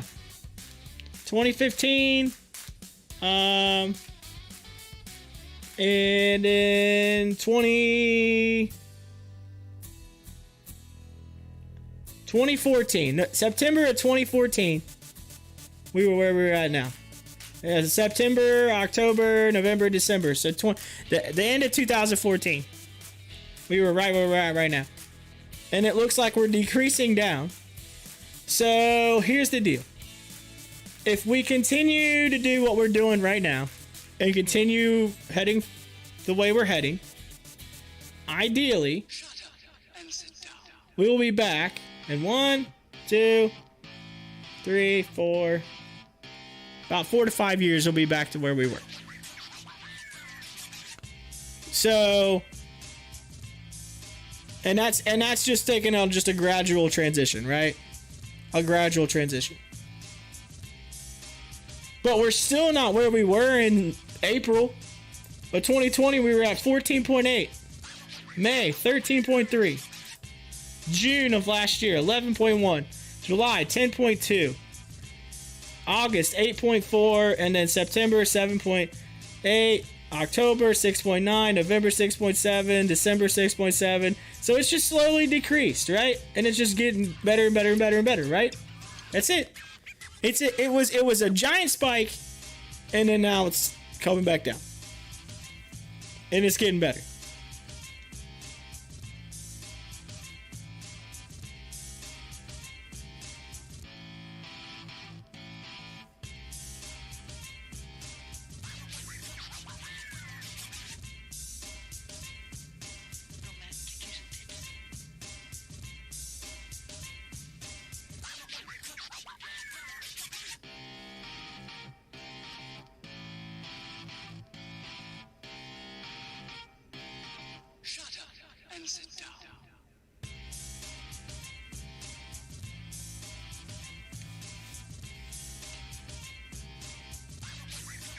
I tell you what, a crazy thing is 2011.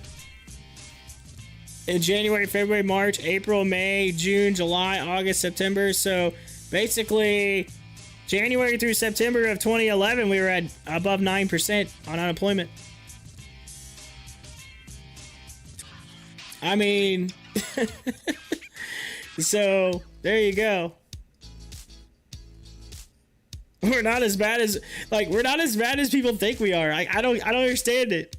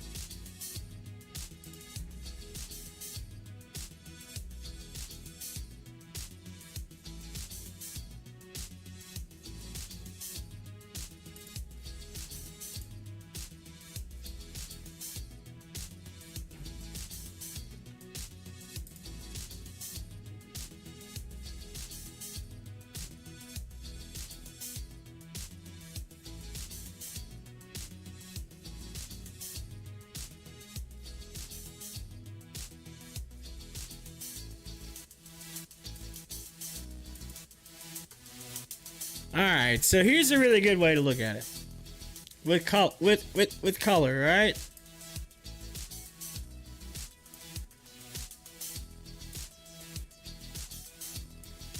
So I downloaded because you can download this into an Excel spreadsheet from bls.gov, and all I did was put the red versus green. All right, this shows you when. So if you're green, you're doing really, really, really good. All right, like you're doing the best of the best if you're green. If you're red, you're doing the worst of the worst. And then orange and yellow is like average. Okay? Keep that in mind. Average. Like, obviously, well, yellow is average. Orange is like you're above average, okay? You're getting above the average, right? Okay. So, if you really want to go average, like right in the center, you want to look right in here in this, like, yellow-green, right? This yellowish right here. So, basically, anything from 5... So like 4, 5, 6, anywhere in that range is like basically an average, and you're going to have that up and down, right? So, but right in that area, okay? And this is since 2011 for unemployment, all right? So, anything that's green, you're thinking, man, we were doing really, really good, right? Our unemployment was super low, right? Bam, right here, right? And then this is when the pandemic hit. Boom, red. See what I mean? So, like, you can think about it. I bet if I go back and you went below previous, obviously 2008, you know it's probably going to look like this, right? So, if you think about it, all it is cycling, because it's going to cycle down and slowly get better and better and better over time. But again, it takes time. It's a slow moving process. So you can see where, and here's the thing. It's gradual. Watch it. It gradually decreases. And it just keeps going and keeps going and keeps going until we got to boom. So, I mean, and here's the other thing, right? You could sit there and some people will say, oh, well, this was when Trump was off. Oh, this was when Obama was in office. Okay, you could say that. But if you go back and you look at where this was when Obama started, it's going to be the same way, right? Because it's still decreasing around the same rate, with both presidents. So it doesn't matter which president actually had the green or had the red. They're still using the same amount of decrease. You got to go with where you started, right? Where did it start at when he took over? Where did it start at when he took over? So that's the other thing. So it was already down to here, right? It was already decreasing, and you can see it decreasing. So you can take the politicalness out of this. Just look at the normal rate of people, and I think that's where people's political views versus the statistical data is getting clouded. If you think about it, we came down pretty fast, because look at 9. All right, from 9 to, let's just say 6, took 3 years. Look, we went from 14 to 5 in literally just over a year. What was that, 14 months? 14 to like literally 5.9, so just below 6. That's massive. I mean, we're doing really well. Like, people are freaking out on how well we're actually, like, I don't think people realize how well we're doing. I don't know. I know it's just in the market, but hey, this is data. This is people, like, job has everything to do with the market, right? If you think about it, it has some sort of, oh, hold on. I drag this back across. So that's my view. I don't like to use political people's opinions. I like to use statistical data when I make a decision of what I think is actually going on. And so, hey, this is good news for the investor. Pull it back up again. This is good news for the investor. Why? Because guess what? As this number gets better, companies are going to be pulling in more profit. Why? Because more people are working. Economy's getting better, right? Economy gets better. More people. It says, hey, the more this declines, the more this continues in the right direction, right? And continues that way. All right. That money, that 2.5 trillion in excess cash that is sitting there, is going to end up flooding into the market. Why? Because companies are going to hit a low, right? They've hit a low. Then all of a sudden, it starts pushing in. Money starts pushing in. All that excess cash that the top 20% is holding, according to Bank of America, once that starts coming into the market, that excess cash, people just pulled their cash out. Why? Because look, I'll pull it up again. The pandemic. They didn't know what was going on, so they pulled their money out. They put this aside. They're like, whoa, I pulled it out. Everything's getting ready to drop. I want to save my money. I'm going to hold on to it for a little bit. And then once we get back into, like, you know, this area, we start, you know, cruising down here, I'll start putting money in the market. Well, look at this. Yeah, look at 14, look at 15, look at it start getting better. As I said, we're moving at a faster rate right now than we were here. We're at a faster rate. We're coming back down pretty quickly. So I wouldn't be surprised if by literally next year, maybe even by the end of this year, but maybe next year, somewhere around in here, that we're not green. I would be surprised if we don't start seeing some green, right? Because once you get to what, 5.1, it starts turning green. I mean, that's only a few months from now when we start turning green, if we continue going. Second half of 2020, I think, or excuse me, 2021 is going to be I think, the telltale sign. We get in that, you know, this final half here. I think you're going to start seeing it go to green. People are going to start working again. And then I think it's just going to continue down. And I think by the end of next year, we're going to be back into this 3 to 4 range. I think that's what's going to happen. That's my outlook based on the current. And I could do the average. I mean, what's the average right here of the momentum move right here? We could do the first half. I mean, it's 3, 2, 0. I mean, it's moving about 0.1. If you really want to say, because it's gone up and down, that maybe you go 0.75. Or I'm sorry, you know, not 7.5, but yeah. Well, 0.075 is what I meant. 0.075. So you go 0.075, and then you just keep, you know, taking it down about that amount. Eventually, you're going to get down into that 3 to 4 eventually down in here. So, I don't know. I don't think, I'm not sure if I agree with the claims that are being made.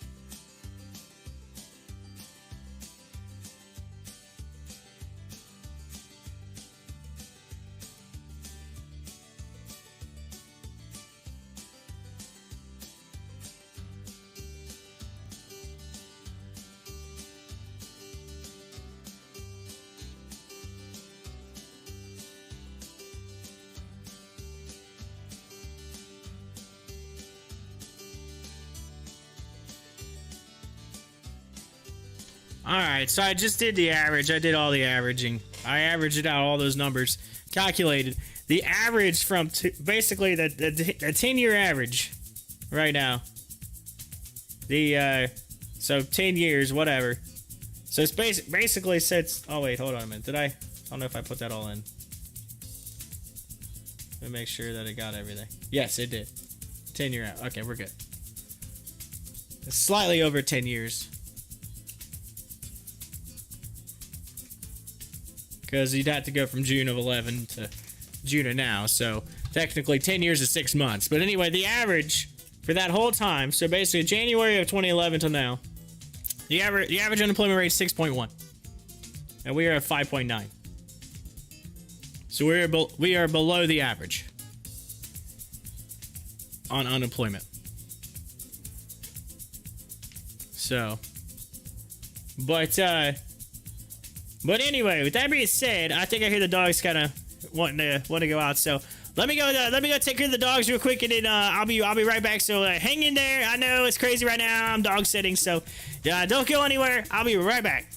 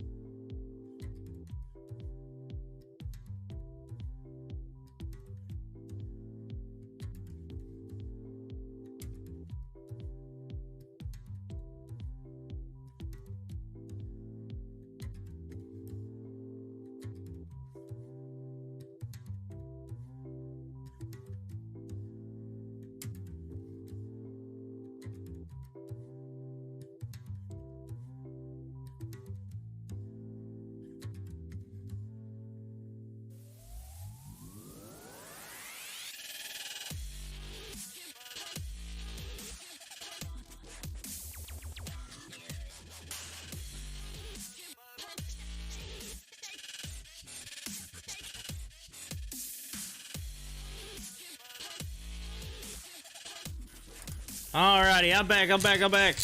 Okay, Joey says, look at how unemployment is calculated. Not a Democrat or Republican thing, but it is a false number. Doesn't include people who don't want to work. Yeah, well, you're not gonna, again, it's gotta be, unemployment is calculated based on the people that actually file for it, right? File for it. If people don't want to work, then people don't want to work. You're always gonna have that, right? You're always gonna have that. So the numbers are still going to be the numbers based on the numbers that they are given, right? So at the end of the day, you have to look at the numbers overall. It's the same calculation that's been there forever. It's always going to be. So I'm just saying, based on the calculated number, that we are below average. And like, so all I'm basically saying is, like, if someone says, hey, like, whatever, like, at the end of the day, like, the only people that are getting paid are ones that sign up for unemployment, right? They're not just handing this out to everybody, right? You have to have, it's unemployment. It's signed up. Like, they're not just saying, hey, you get this, right? Like, whatever. Like, you have to have, you have to set up for unemployment to get, so the money that they're, so what I'm trying to say is, a person that I was talking to was saying that these people are getting paid more on unemployment because they lost their job. They're getting paid more on unemployment than they were getting at their other job, so they don't have a reason to go back to their job, is what he's saying. So that's the thing. So at the end of the day, though, the numbers don't support that, because the unemployment rate is lower than the average. Now, I get it. It's higher than it was, you know, in previous years, right? It is higher than what it was in previous years. I get it. But if you go at the 10-year average, we're below the 10-year average, and we're decreasing, meaning that we're going to be back to where we were within about a year, right? We're actually moving faster downward than we were, you know, previous years going downward. So, like, from what I'm saying is from 9 to, like, you know, 9 all the way down to 5. That took 5 years.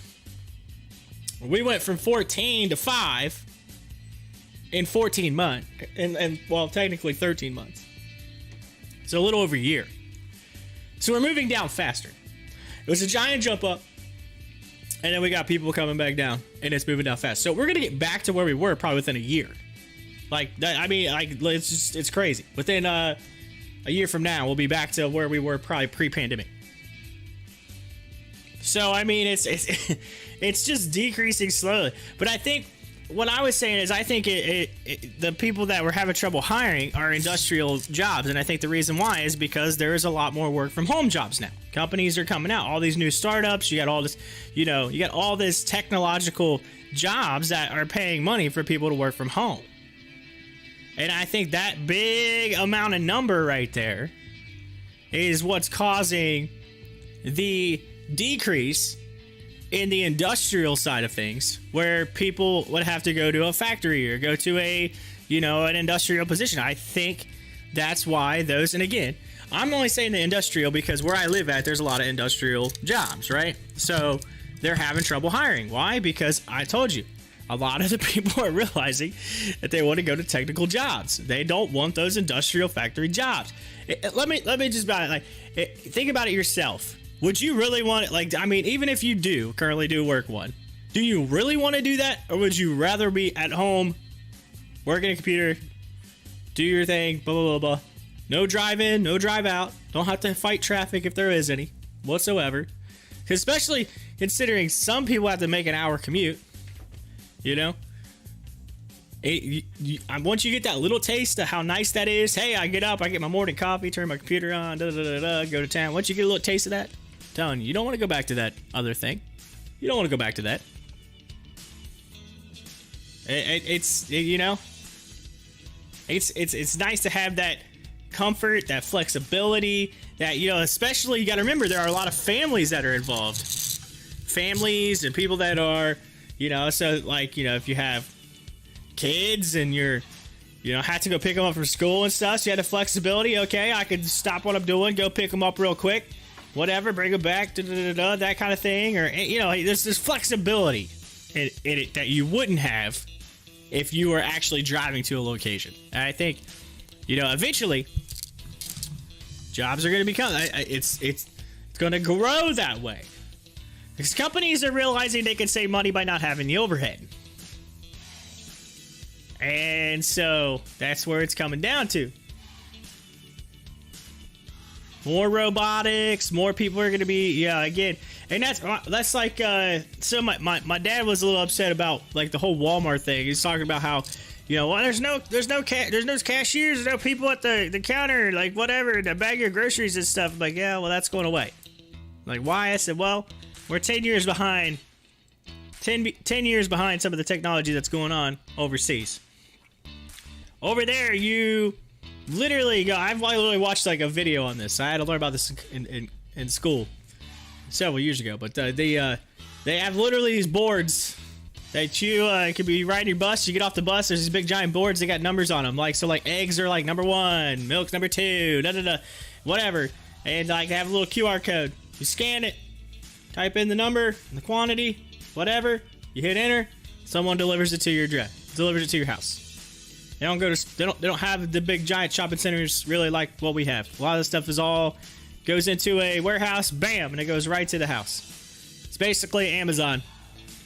So that's what I said. That's why Amazon's hiring so big right now. Amazon's been on hiring frenzy because it's just getting bigger, and they're building more buildings. I don't know if any of you drove by or seen some of the Amazon hubs. They're just getting bigger. All of these other carrier warehouses, they're being bought out. And here's a sign. Just the other day, I reported that there is a company that is going to go public. They're IPOing. They're basically buying. They bought a giant warehouse, and they are going to be. They're not Amazon. They're a third-party company that is going to do all of the warehousing for Amazon. They're contracting out from Amazon to do Amazon's work for them because Amazon cannot handle all of the capacity because they don't have, like they are trying to hire and they can only fit so much. So they need more warehouses. That right there in turn should tell you there are more jobs coming, but they're coming in different industries than what we had before. More people are going to start moving to consumer goods. More warehousing, more, and again, they've got all this technology that can move those packages and then people just kind of deliver them, right? So they're going to go more to those delivery jobs, more of those, I get paid to get in my car and Uber. Like those jobs are coming, everything is transitioning from that old drive in, work on an assembly line, and go home. That stuff is slowly dissipating. Why? Because they have robots that can do that now, and they're going to focus those people on doing other things. And I think that is where we're going, and people are not seeing it, and they're missing it, they're missing it, and they get caught up in all of the other stuff that they don't look at the data that's given right in front of their eyes. Look at Michael Burry. Look at what he did with the housing market years ago. He saw the numbers, he crunched it, pulled an Excel spreadsheet up and looked at the numbers and said, in a few years, this is where we're going to be. You know what? I'm going to make money off of it. That's exactly what he did. And he was right. Why? Because the data was there. You can say the numbers are this, the numbers are that, but if you take the data that you're given and use that data over time, you can get a really good broader picture on how things are going to go or how they work. Why do you think analytics are so big right now in companies? Analytics jobs are huge. People that can basically crunch numbers and figure out data and say, hey, this is where we're going. That data is more important now than ever. Data is the new gold.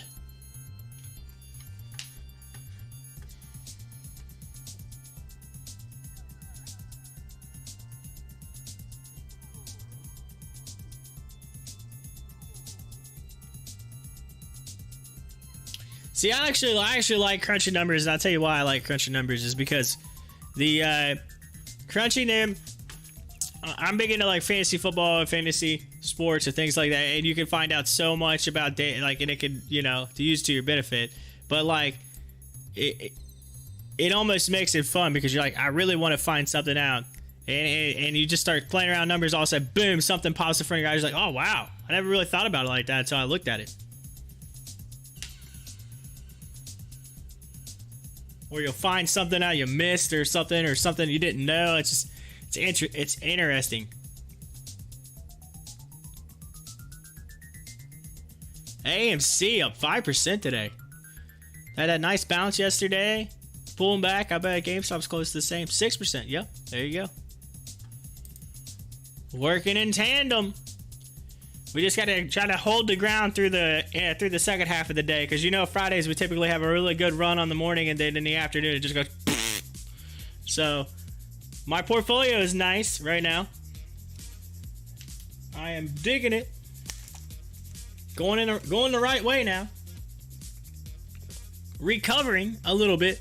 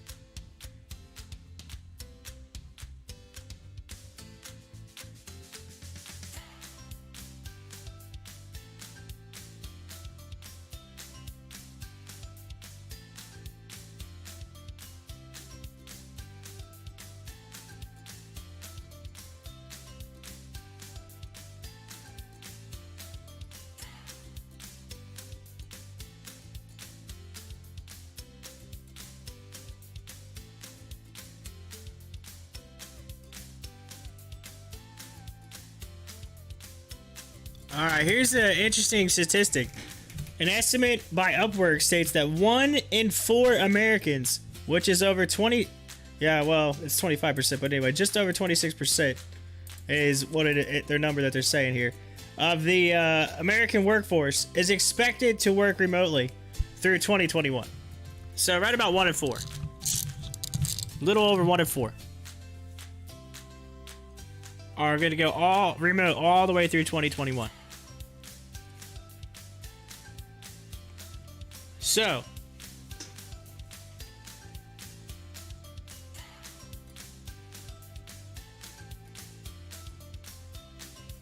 26%. I did 20% the other day and it was like 66 billion. So add a few more million to that. You're probably talking what? 70 million? 70 something million or more. 70 million on work from home through 2021.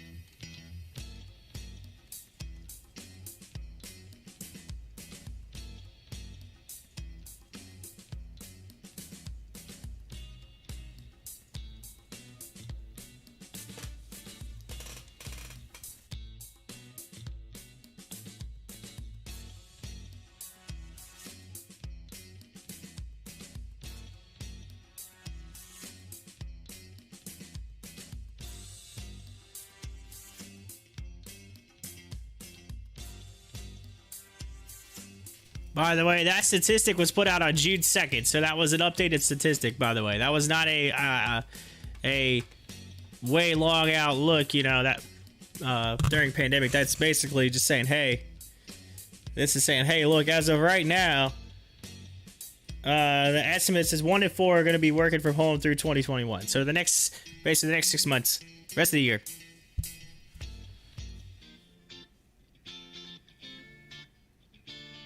%.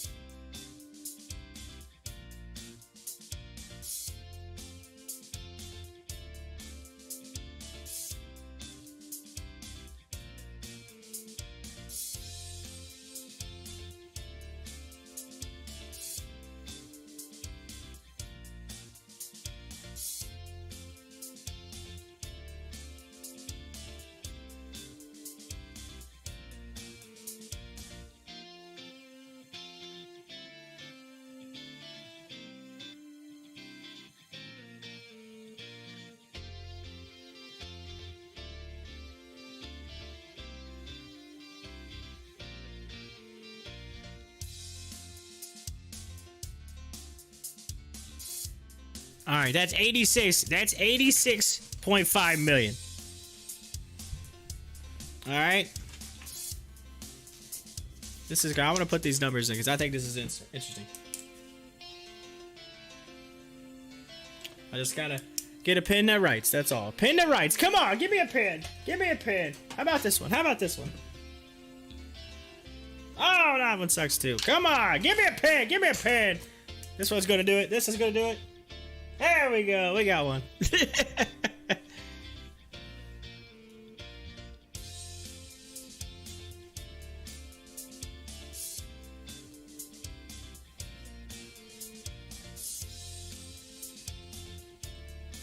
Are you kidding me? That pin just died too. Oh man, I need to get some pins. My pins are dying. Pins.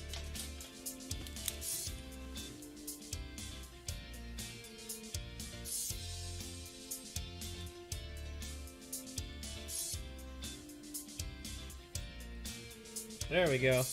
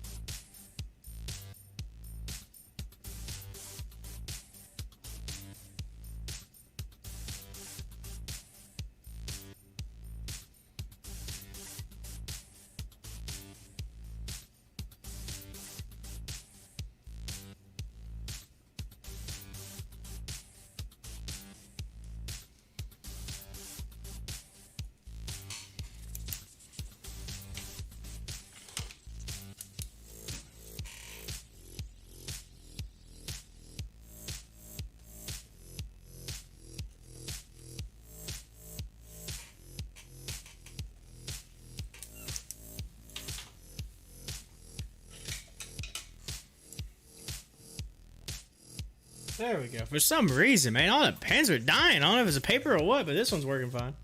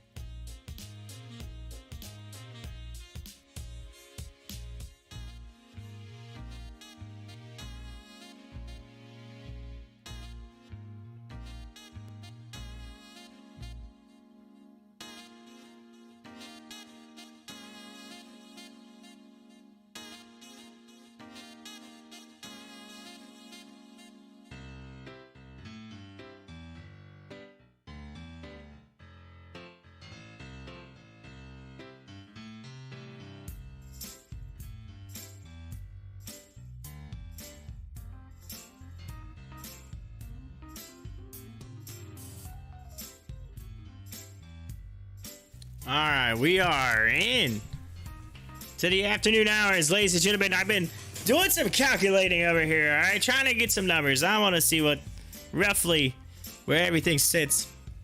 And so I got to thinking, the U.S. population is 333 million. But you got to think too, when you look at the grand scheme of the overall population, there are a lot that are either, you know, under the age of 18 or are, which yeah, you might have some workers there, but under 18, and you got the retired, the senior citizens, and you have you know, like your disability, people that can't work due to disability or some side of injury or thing, you know, that kind of thing. So if you take all that into effect, you use kind of the rough estimate numbers. You're never gonna get a perfect number, right? You're gonna get a rough ballpark. But so if you take and you add up like the previous statistics that we have on data, and that this might be low ball, whatever, but typically right around close to 100 million. So you're like 99. You're looking at about 99 million that I did based on the math that I have here. That are either under 18 or retired. Then you take out the, and then so that leaves roughly 200. So yeah, 233 million, and then there's, you know, another 19 million probably disabled. So you take that down even more, and then I know some of them were saying 9 million on the unemployed. If I go off of the 5.9 off the 233, then it's at 13.7 million unemployed. So I might be a little higher than the actual number there. But then you could factor in some of the people that, you know, maybe are applying or haven't applied yet. You know, that sort of thing into there. And then that leaves roughly, when you get down to it, around 139 million. People that are either in the workforce, working currently, or may not be even may not, you know, either working or not working at all, and like you said, the people that don't want to work. So it's 139 million. Now remember, I took out remote workers. That, if I do that math of 26%, that's 60 million remote workers. All right, 60 million. Now, if you go back and you look at that percentage of remote workers like pre-pandemic, it's like not even half. Not even half of that number. It's like way low on remote workers. So we had a giant boost. So you're talking like 30 million jobs that were added remotely. All right, 30 million jobs. Think about that for a minute. 30 million that were not there previously, pre-pandemic, that have opened up and been there. Now, look at Verb. Verb's moving good right now. But, so, those 30 million people now that were, and if you go again, if I go to the unemployment and I increase that number from 5.9%, so say I take that 33 million, 233. I think I had it once. And I go up to the 14%. What was that? 14. If I can find my mouse here. What did that say? 14.8. So times 14.8 equals.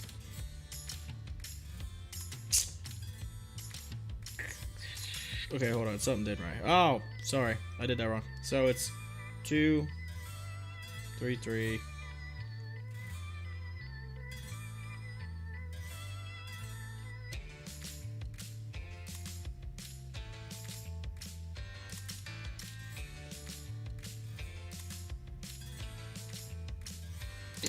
Yes, 34 million. So check that out. Think about this.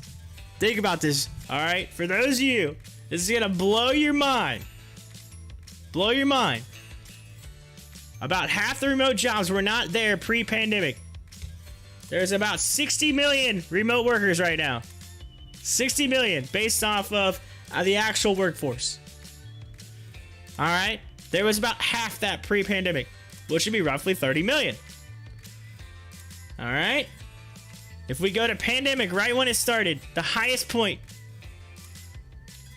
the unemployment, there were 34.5 million more unemployed workers. 34 million. That's 34 million was for the population. That's funny. It's 34. That's kind of funny. It's it. So then if I take, I'm sorry, not more, but if I take that, you know, that minus 13.7. There. Hold on a minute. Dang it. I gotta type it in again.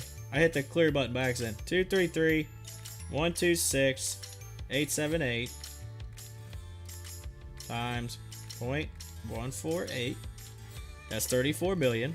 Now I'm gonna minus 13.7 billion minus 13.7.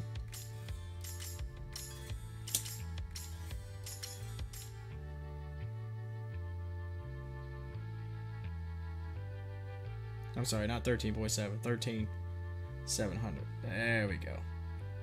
Gotta add the zeros in there. We're at 20 million difference. So there were 20 million more unemployed workers than we have right now. And there is 30 million new remote jobs.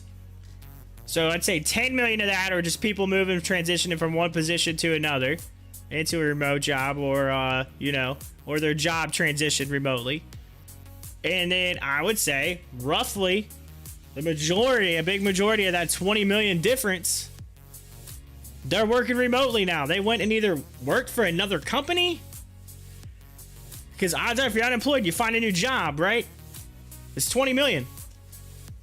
Right? So the majority, I would say the majority of those unemployed workers that were above what we have right now are in a remote job right now. The numbers add up. It makes sense. 100%. It makes sense. We got roughly 30 million more remote working jobs. And we had 20 million people that were on unemployment that aren't now. You know, I don't know. I'm just saying. I wanted to do some math and I did it. And I think my math all works out. So I want to make sure it's right. 20 million more. And you still got those others that are, you know, roughly 10 to 13 million that are still on unemployment. But there you go. You probably had what? If you take the percentage down, you probably had like 8 million. So it's inflated. So you got roughly probably 5 million. You got roughly 5 million people more on unemployment than you had before the pandemic. So we're literally talking in the grand scheme of things. So that the whole conversation I had, or the whole reason why I did this, it was just to prove a point that numbers do show that the difference in what you're talking about on getting people. They were saying they're having trouble finding people. Finding people is right. They don't want to work because they're getting paid more on unemployment. You're talking 5 million. The difference is 5 million out of roughly 233 million workers. 5 million. So you're talking like 1%. And you're saying that you can't find anybody. The difference is 1%, and you can't find anybody. Now, the reason why you can't find anybody isn't that 1%. It's that other 30 million. It's that other 30 million that went from unemployed to remote jobs. That's what it is. That's what it is, ladies and gentlemen. That's what you're not realizing.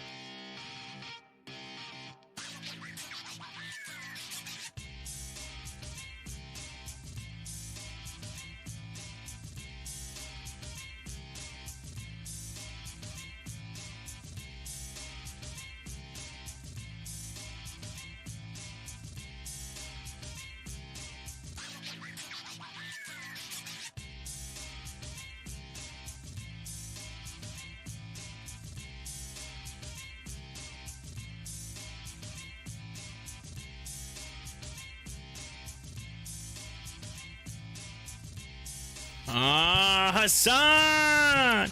Good afternoon! We're going to stage 3 in Toronto. 50% capacity, opening everything. Yay! There you go. Good job, Canada!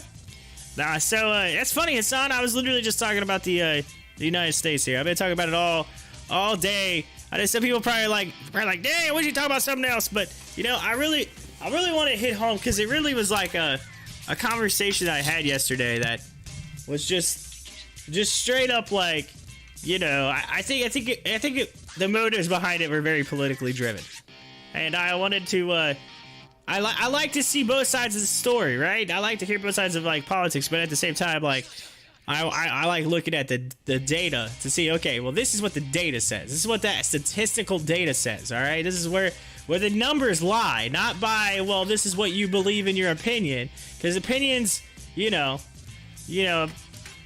opinions are like, you know, they're like buttholes, right? Everybody has one.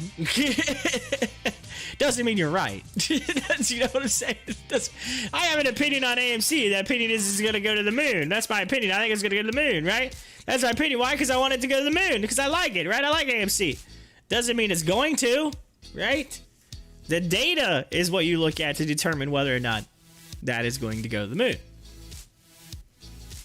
So, I don't know. I went down, I crushed some numbers, and I think the big difference is that they're saying in their jobs, in their industry, they're having trouble finding people to work in their industry because, and Hassan, I'm curious to see what it's like up here in Canada if you're seeing any of this, but they're in the industrial positions, they're having trouble getting people to work. They said that a lot of them are saying, well, they just don't want to work. They're making more money on unemployment than they are at their job. And so they're just going to sit there and be unemployed. And that's what they're saying, that you know, the government is paying money and these people are just going to sit there and collect on it. They're not going to work. Well, I did all the unemployment numbers that the government puts the unemployment number rate out, the unemployment rate. Take a look at that rate. I look at it, and we are, in the past, if you go back 10 years, we are below the average right now. This month, like, we're literally below the average.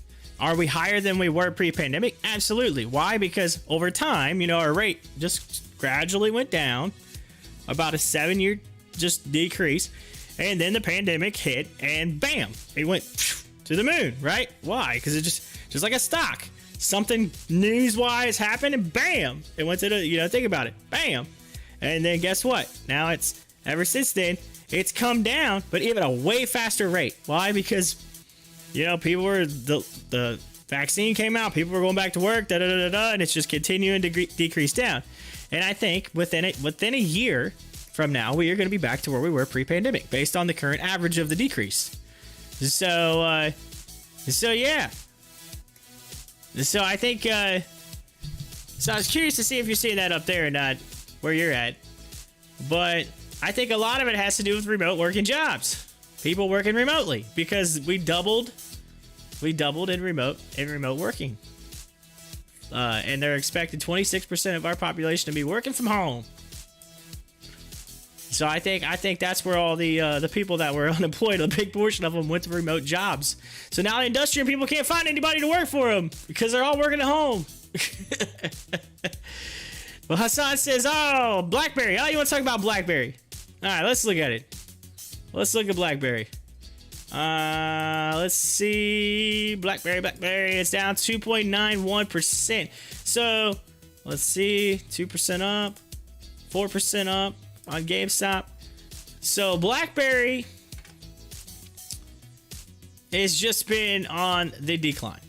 All right, it's been on a downward channel. Looks like it's just staying in that channel. So if I draw a line, you can see from, hang on a second, let me grab it.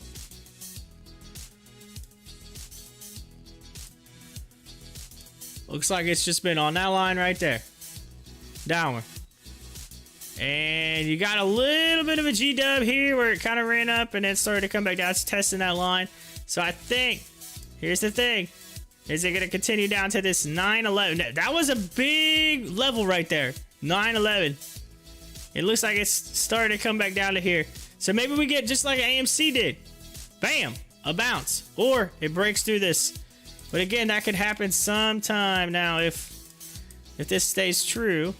If I can get a hold of my line here.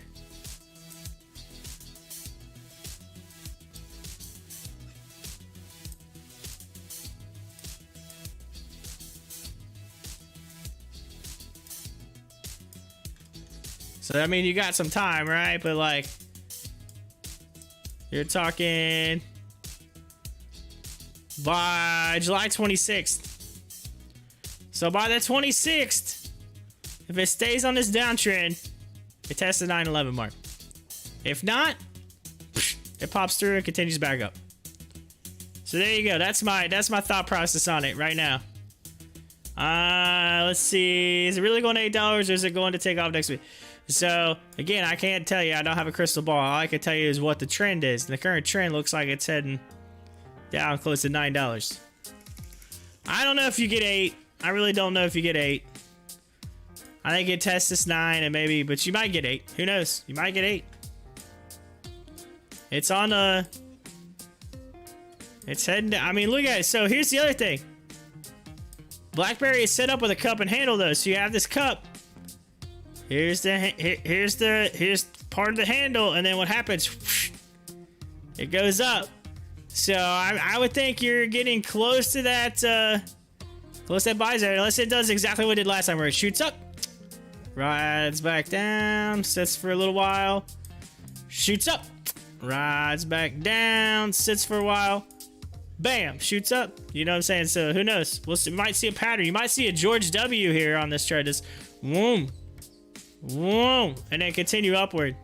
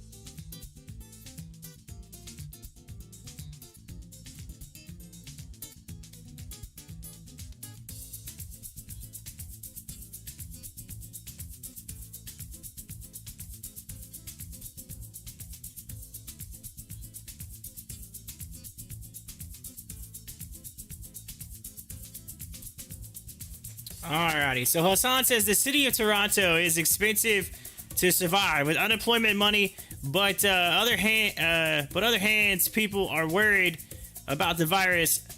But on the other hand, people are worried about the virus. If you open everything too soon, without it could rise again like Europe or like you. You guys have more than 260. Or more than 26,000 cases today. So that's the thing. Even though we're the highest, we might be the highest as far as number. You know, two thirds. Here's the deal.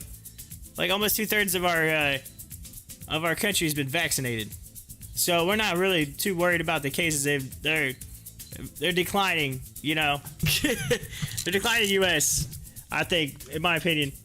I think people are like, again, I think in the major cities, right, you're having a little bit more of an issue. You know, where I live at, it's real country rural, so we don't, you know, most people around here are vaccinated. So, like, you know, our state where I live at, we're really big on vaccinations.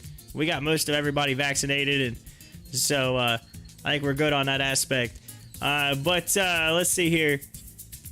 But I think in general, though, I think you guys will get there. You just got to get more vaccinations sent your way. That's it. Once you get the vaccinations start coming out there, y'all be all right.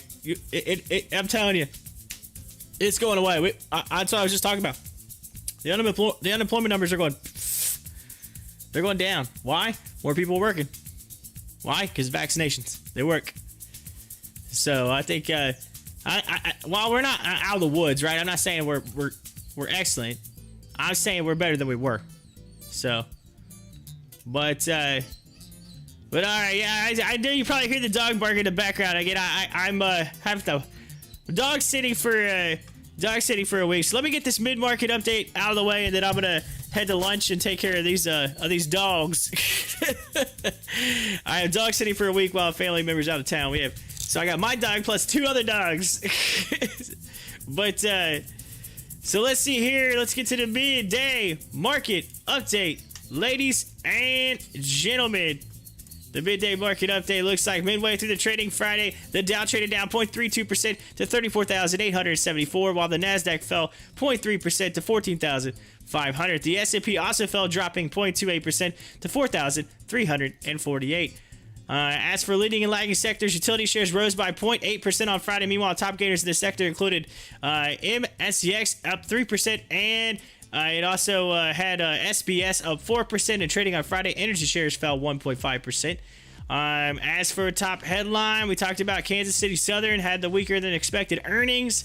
And then as for equities trading up, it was BYRN, AEHR, and GLG. Equities trading down, we had FGEN, NEPT, and AOUT. As for commodities news, oil traded down 1% to $70.97, while gold traded down 0.8% to $1,814. Silver traded down 1.8% Friday to $25.91, while copper fell 0.2% to $4.31. And ladies and gentlemen, that is your midday market update right here on Pop the Chart. All right, y'all. I'm gonna go get some lunch and take care of these dogs. Hassan says Canada believes vaccination first, open slowly but gradually. Border will open on August 15th. Only people with fully vaccinated. Yep, that's right. All vaccination. It's getting better. All right. Hey, benefit of living in Canada, you're close to the U.S. Guess where all the vaccinations are? They're in the U.S. So we're gonna be sending them your way. You're closer than some of the other countries out there. All right. So keep that in mind. All right. Let's go. I'll be back, y'all. Don't go nowhere. Keep the meter running.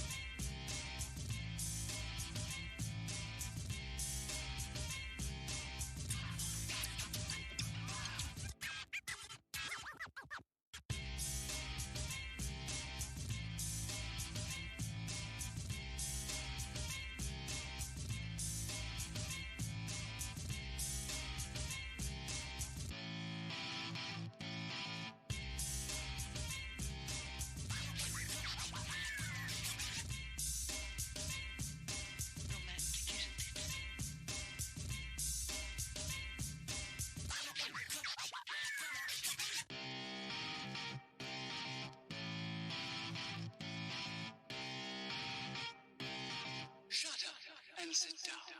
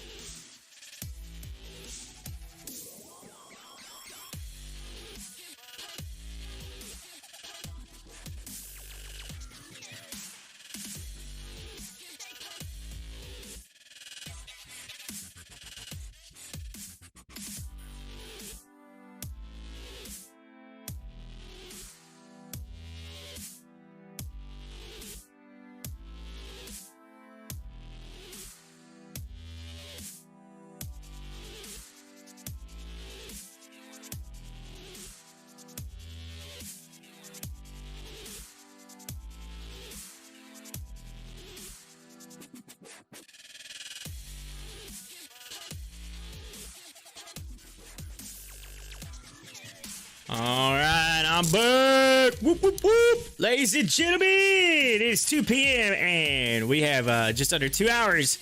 2 hours to go in the market today on this Friday, July 16, 2021. And let's get an update and see where we're at. AMC currently up 1% on the day at $36.33 as of right now. And it's still up from what it was yesterday, down from what it was a little while ago. It did run up to that $37, almost $38 mark. It has come back down. It actually hit $38.55 as a high today. So there you go. GameStop currently up 4.72% at $174.70. It's still pretty decent for the day. Get a nice move up off of that where it was. So it's kind of got a George W on the chart. So bam, bam, move up. So we'll see where it goes the last 2 hours. BlackBerry, we were looking at it. BlackBerry's down 3.69%, heading down. I think this thing's going to end up hitting like $9 come real soon on that. The top mover earlier was GLG, but it has been replaced. It has been replaced, and let's take a look at the replacement SXTC. That's right. China SXT Pharmaceuticals. So China SXT Pharmaceuticals. It's actually taking a dip right now, but it was the top mover. GLG might have just took the spot back on that move right there, but regardless, it was up there. Take it up 38% right now, $2.08 on SXTC.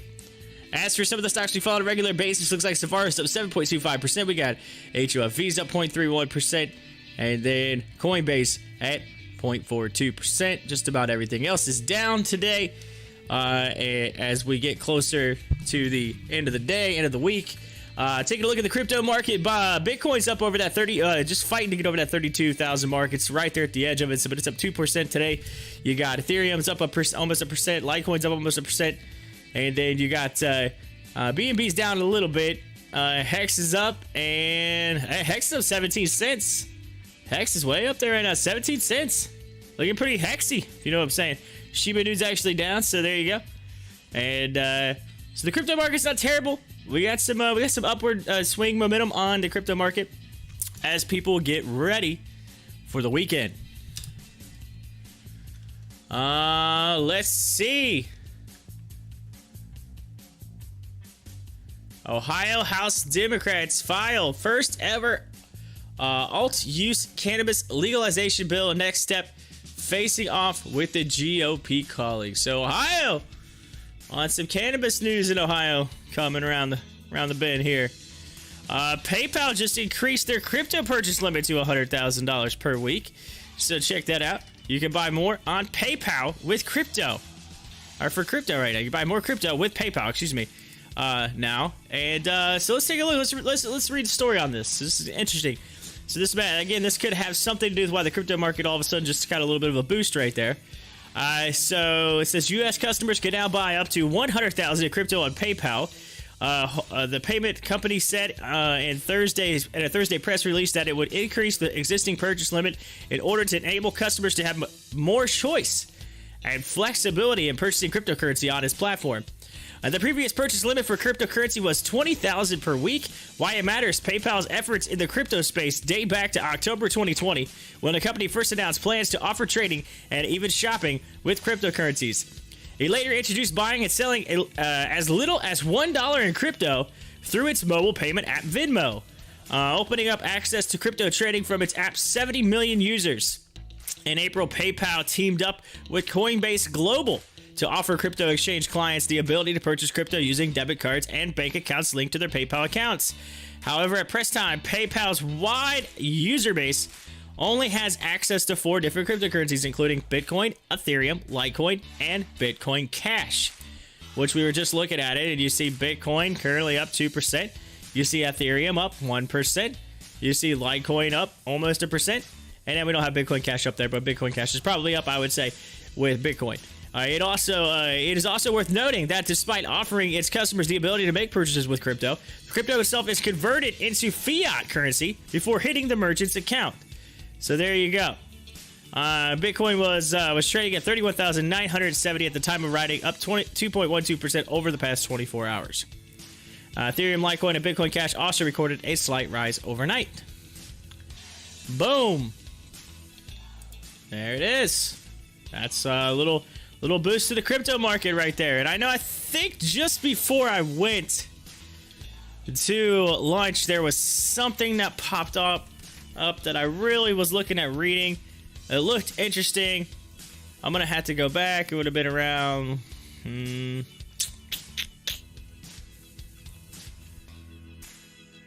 Let's see. Let's go to... It would have been around like 12:30-ish. 12:40.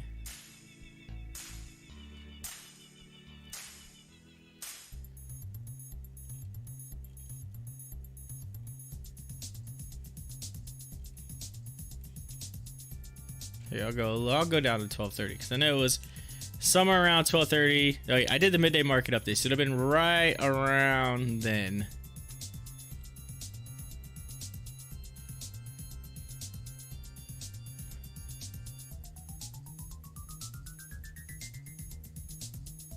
Here it is. Fund manager says this is the cryptocurrency secret that very few people know. All right, so I didn't get a chance to read this earlier, and since we're talking about crypto, it's the perfect time. It said Bitcoin is on pace for its worst weekly close since mid-June as the price continues to trend lower, nearing the $30,000 level. It says the Bitcoin fever hasn't broken.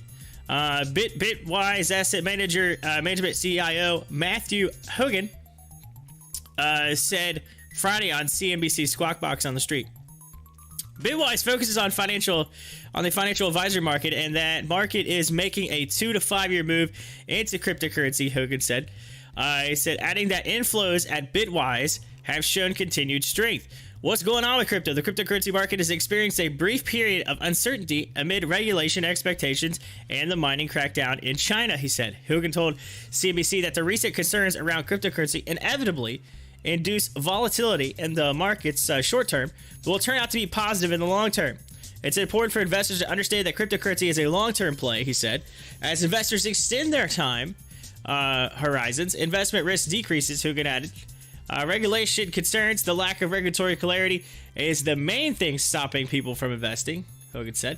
A digital dollar would be a great thing for crypto, he said, adding that the market would still need digital gold and Ethereum serving as the new internet of finance. The secret that very few people know is that regulatory clarity is the single most positive driver of a future bull market, according to what Hogan told CNBC. This is price action. Bitcoin is up 9.92% year to date. Ethereum is up 160.46% year to date. At the last check Friday, Bitcoin was up 1.3% to 32,227, which currently is at 31,959. It's down just a hair from where it was then. But still close. Still close. And Ethereum was up 1.08 at 1,938.70. That was back around 12:30. So there you go. The secret that very few people know is that regulatory clarity is the single most positive driver of a future bull market. So he's basically saying, look, while you may think that it is bad, it's the single most positive driver, meaning that in the future, it will drive a bull market. So, Hogan saying, hey, Bitcoin coming hot and heavy, and it's going to continue to increase is what he thinks according to that. According to what I'm hearing out of that. Let's scroll up through here through the last lunch hour, see if there's anything that we might have missed. I might have missed here. See if there's anything to... No.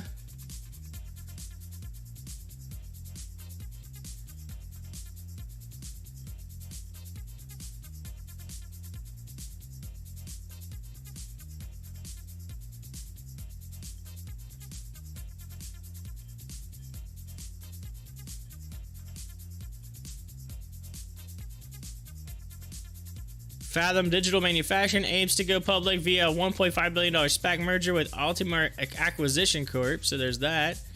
That was some news that came through.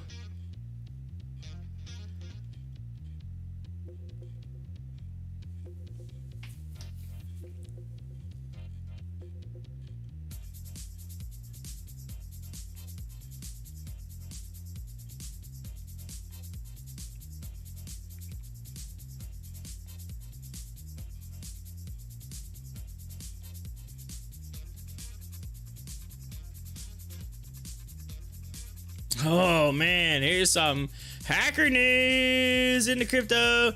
Rune coin, RUNE coin, loses 11% after hackers drain $7.6 million from ThorChain's ChaosNet exploit. What happened? Decentralized liquidity protocol ThorChain, which is otherwise known as Rune, RUNE, halted operations after losing $7.6 million in a recent exploit.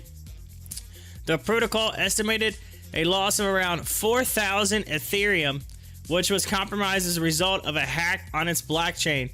At this stage, the estimate is around 4,000 Ethereum worth of assets. ERC20 was taken, not 13,000 Ethereum. So that's what they said, 4,000 ETH. More detailed assessment and recovery steps will be announced soon. The users who suffered LPs will be made whole in the coming weeks. Okay. It says according to ThorChain, that was posted out.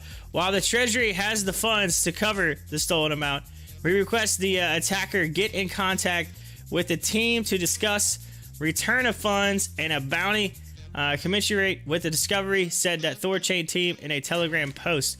ThorChain's native token Rune fell by over 11% since the news of the attack on the protocol, while trading volume for the asset was up over 200% to $143 billion.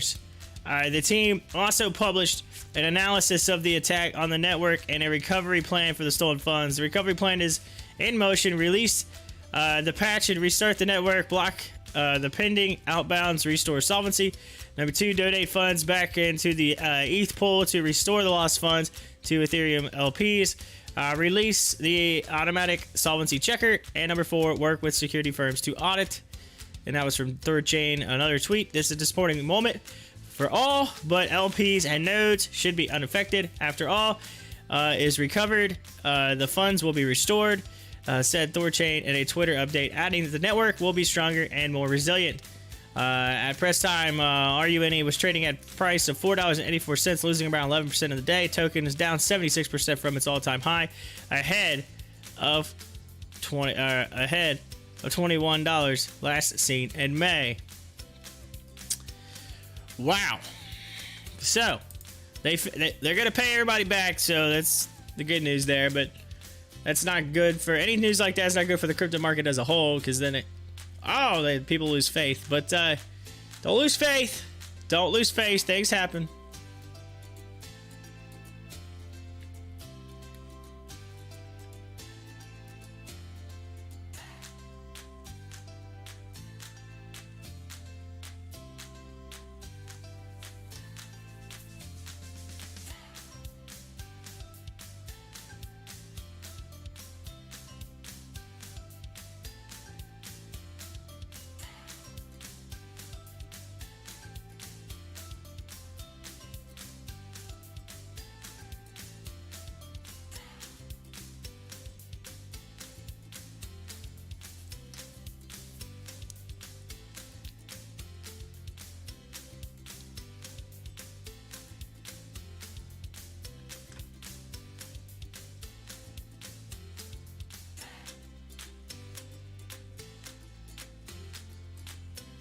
Alright. Oh, Virgin Galactic. This is a good one. So, Virgin Galactic. Whoa, President Mike Moses on what's next for the company's growing fleet. You gotta click on this to read this article. It's called TechCrunch. TechCrunch is the last of the excuse me. This last weekend, it's just updated. This last weekend featured the much ballyhooed launch of Virgin Galactic's first non-paying passengers, with founder and CEO Richard Branson along for the ride. After the festivities, I had the chance to talk with company's president Mike Moses, who seems to be familiar with every detail of the operation and the company's plans for going from test to commercial flights.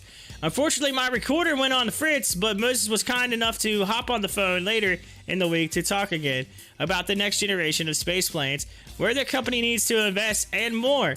You can read through our conversation below. Okay, so here's it says interview has been lightly edited for clarity, so there's a few little edits in here, but it says to begin with, can you tell me what's left to test, and when do you expect to finish the test flight phase?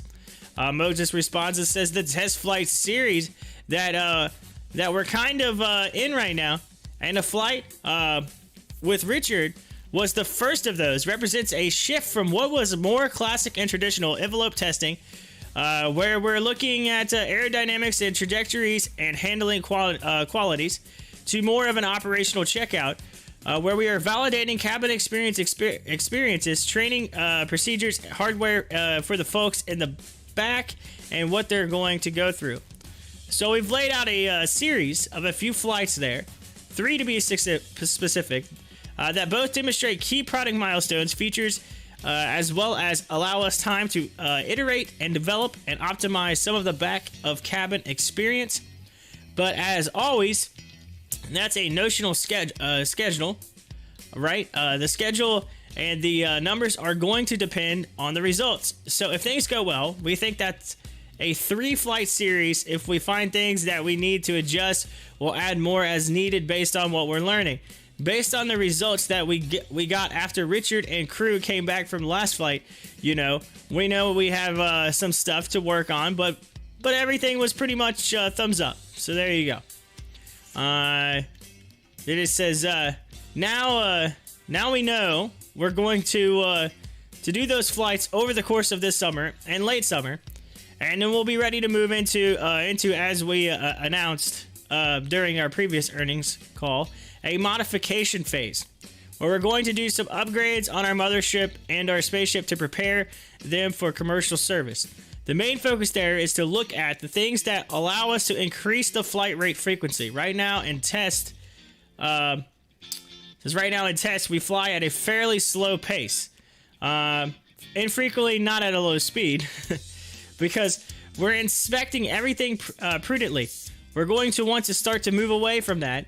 And as we learn, and so we already know there's some modifications we want to make to enable that to start to happen. What we haven't set a specific time scale for when that officially ends.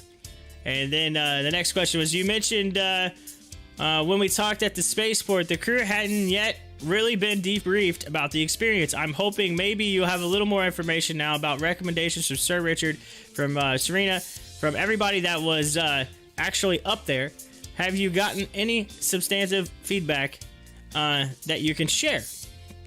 And then Moses says, so we are definitely in the middle of all that feedback and debriefing. As you might imagine, there's a lot of data to go through, and in some cases that data is simple as the 16 video cameras that we had on board and getting them all synced up to see what's happening where, and couple that with live notes and debriefs and the audio tracks that went with it.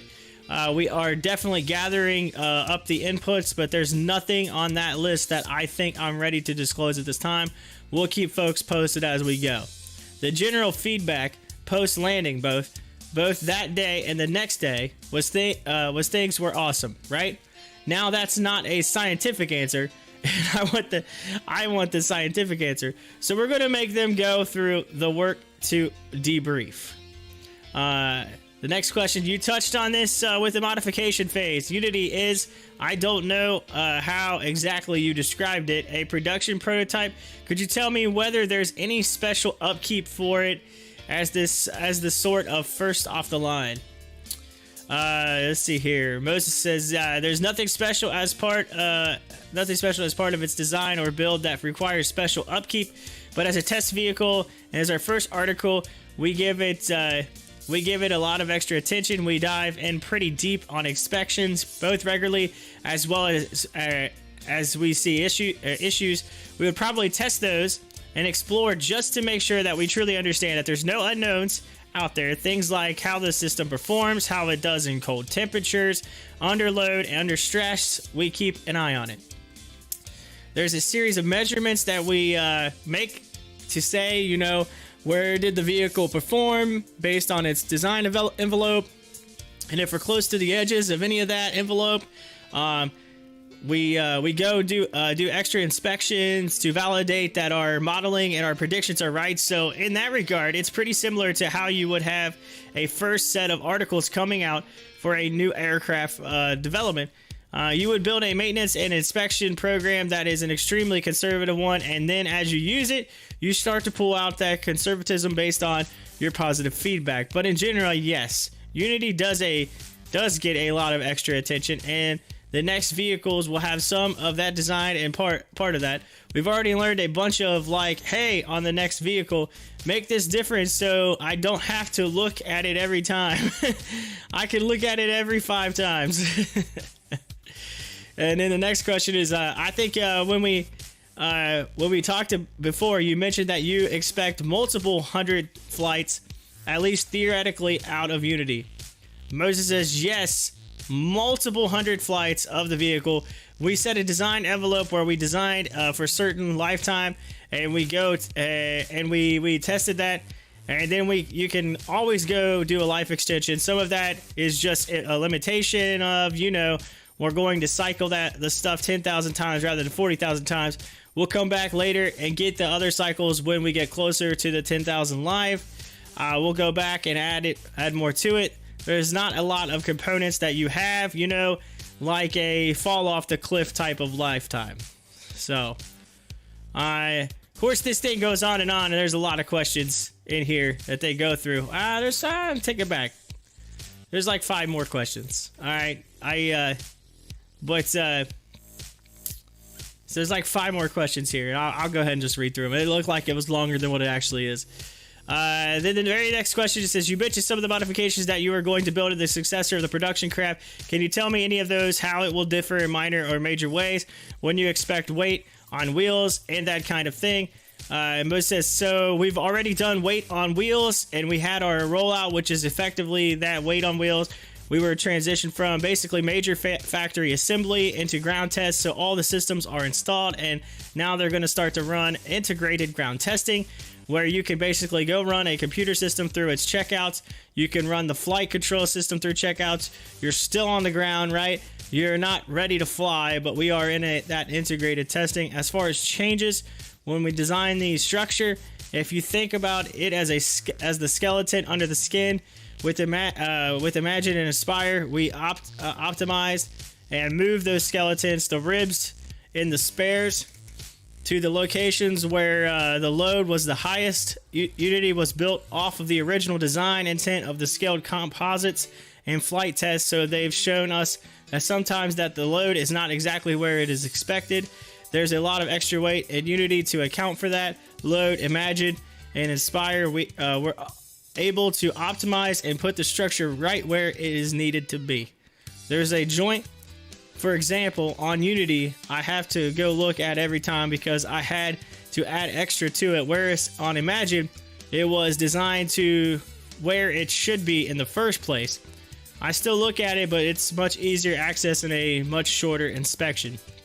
So things like that let me optimize my inspection schedule and other just simplistic things. There are now access panels where we know we need them, whereas we had to kind of add them after the fact in Unity. Your quick release fasteners and things like that make inspections shorter, we're able to add into the design. We made a pretty significant number of changes like that, all fairly minor, but they have a large effect on the maintainability of the vehicle. And the next phase, right, we talked about this, the Delta class of spaceships. We're going to make changes for manufacturability. Unity and Inspire and Imagine are still fairly one offhand built spacecraft, and if we want to go build a dozen or more to get at these 400 flight a year tests, we need to make sure they're manufacturable at a smaller price tag in a smaller time scale, so that the next design will incorporate a bunch of that stuff. That's actually one of the things I wanted to talk about, is how you get to the reliability and cadence that you want to have for commercial operation. Obviously, more aircraft is part of that, but maybe expanding ground ops or crew, better maintenance and stuff like that. Moses' response says, yeah, you bet. And I think that's it, right? It's a fleet, so we have multiple vehicles for dispatch. That gives you capacity to be able to handle anything that comes up unexpected, like weather. And then it's the workforce. With more workforce, a 24/7 clock. Then you can have multiple expertises, or a crew focused on just one vehicle, and the second crew, they're focused on the second one. I think our mantra here, is going to be to take it in baby steps. We're not going to try to go to those high flight rates initially. We want to get a little faster, then a little faster, and a little faster. That's kind of Unity's purpose in life in 2022, to allow us to go explore those operational cadences and see where we can apply multiplying factors for when we get additional spaceships. The business model is a great one, but in the next couple of years, it's fairly insensitive to whether I'm doing 8 flights or 10 flights or 12 flights with Unity. I mean, in terms of revenue, it doesn't move the needle very much, but in terms of operational learning, that's a significant step for us. So we want to be prudent with how we proceed down that path. The next question says, can you tell me again why or whether do you plan on keeping the flight plans more or less the same? Maybe there's possibility later down the line with the revised version with 6 people in it that you might have to have a slightly different profile. Moses says that's kind of coupled with what we talked about at the beginning of this Q&A, the move from a test phase into its operational readiness phase. Coupled with that is a profile that is now set. The trajectory that the pilots fly, the techniques they use, we still optimize, but we're not making major revisions. Those are pretty much physical based results. The airspeed we're at, the angles that we're at, and the subsequent altitude we get to, the weight we carry, are all kind of locked in variables, and there's not much you can do to change that equation. There'll be some definite trajectory changes that come along with Imagine, because it will have more capacity on board, which means it'll have a slightly different performance. We just need to go verify that envelope, but for the most part, the physics of the equation kind of set what you can do, roughly speaking. So that's what we're limited to, only carrying 4 passengers here initially. We can change that, and we do plan on looking at weight reductions in the ship, but again, with the eye towards the fleet that we're building, and make sure that we get a fleet that is serviceable for the long haul. And then they said, that's all I've got here. Thanks again for the time. It says you can watch a recap of the recent Virgin Galactic launch here. So there's a link to the actual version launch, which I showed on my stream recently. Virgin Galactic was SPCE. We're going to pull that up right now. Take a look at it. SPCE space. Oh, it didn't. I apologize. SPCE. Sometimes that does that. It's currently at $30.18, 19 cents there. And it went up over $50. And when I did the earnings call recently, it was down to $17. So you could have got in at like $17.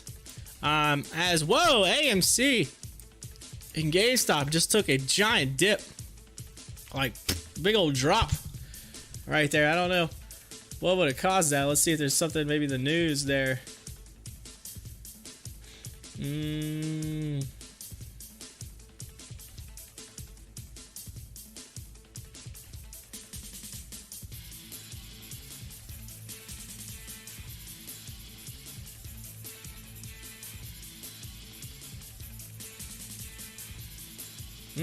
I don't see anything. It just all of a sudden just took a drop.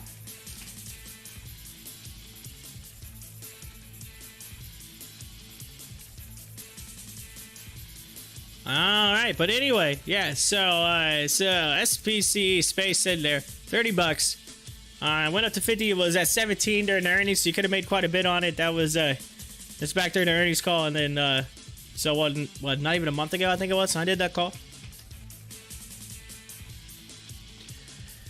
Big difference.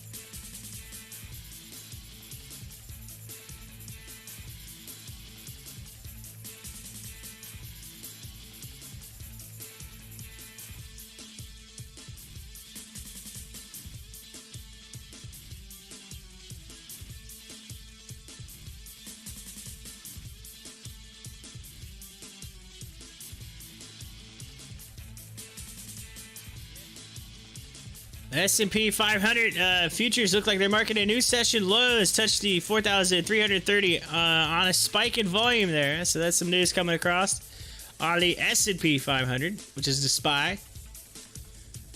It's yeah.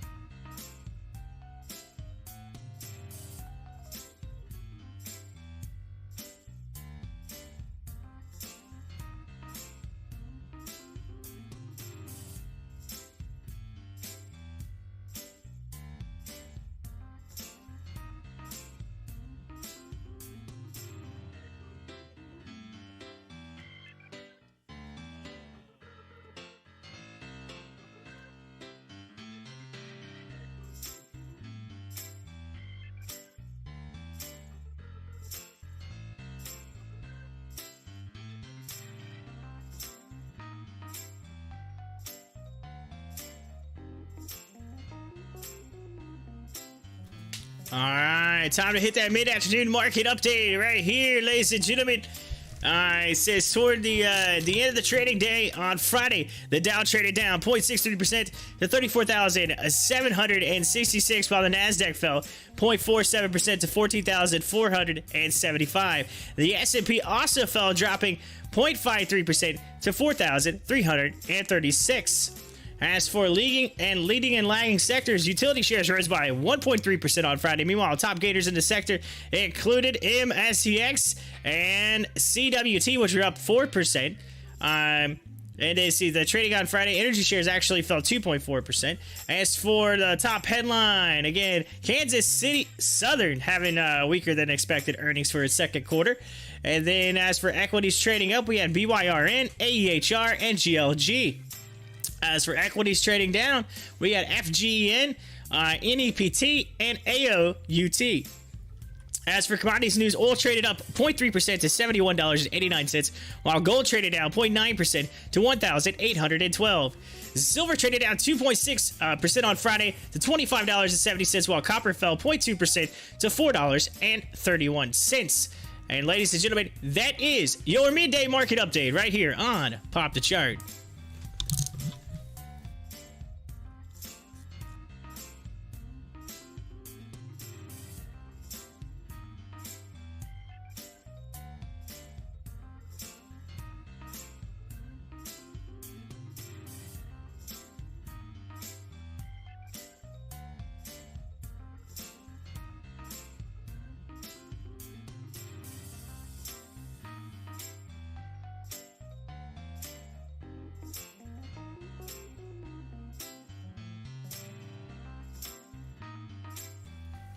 Coinbase dropping some news, says they're investigating an issue regarding delayed EOS deposits and withdrawals.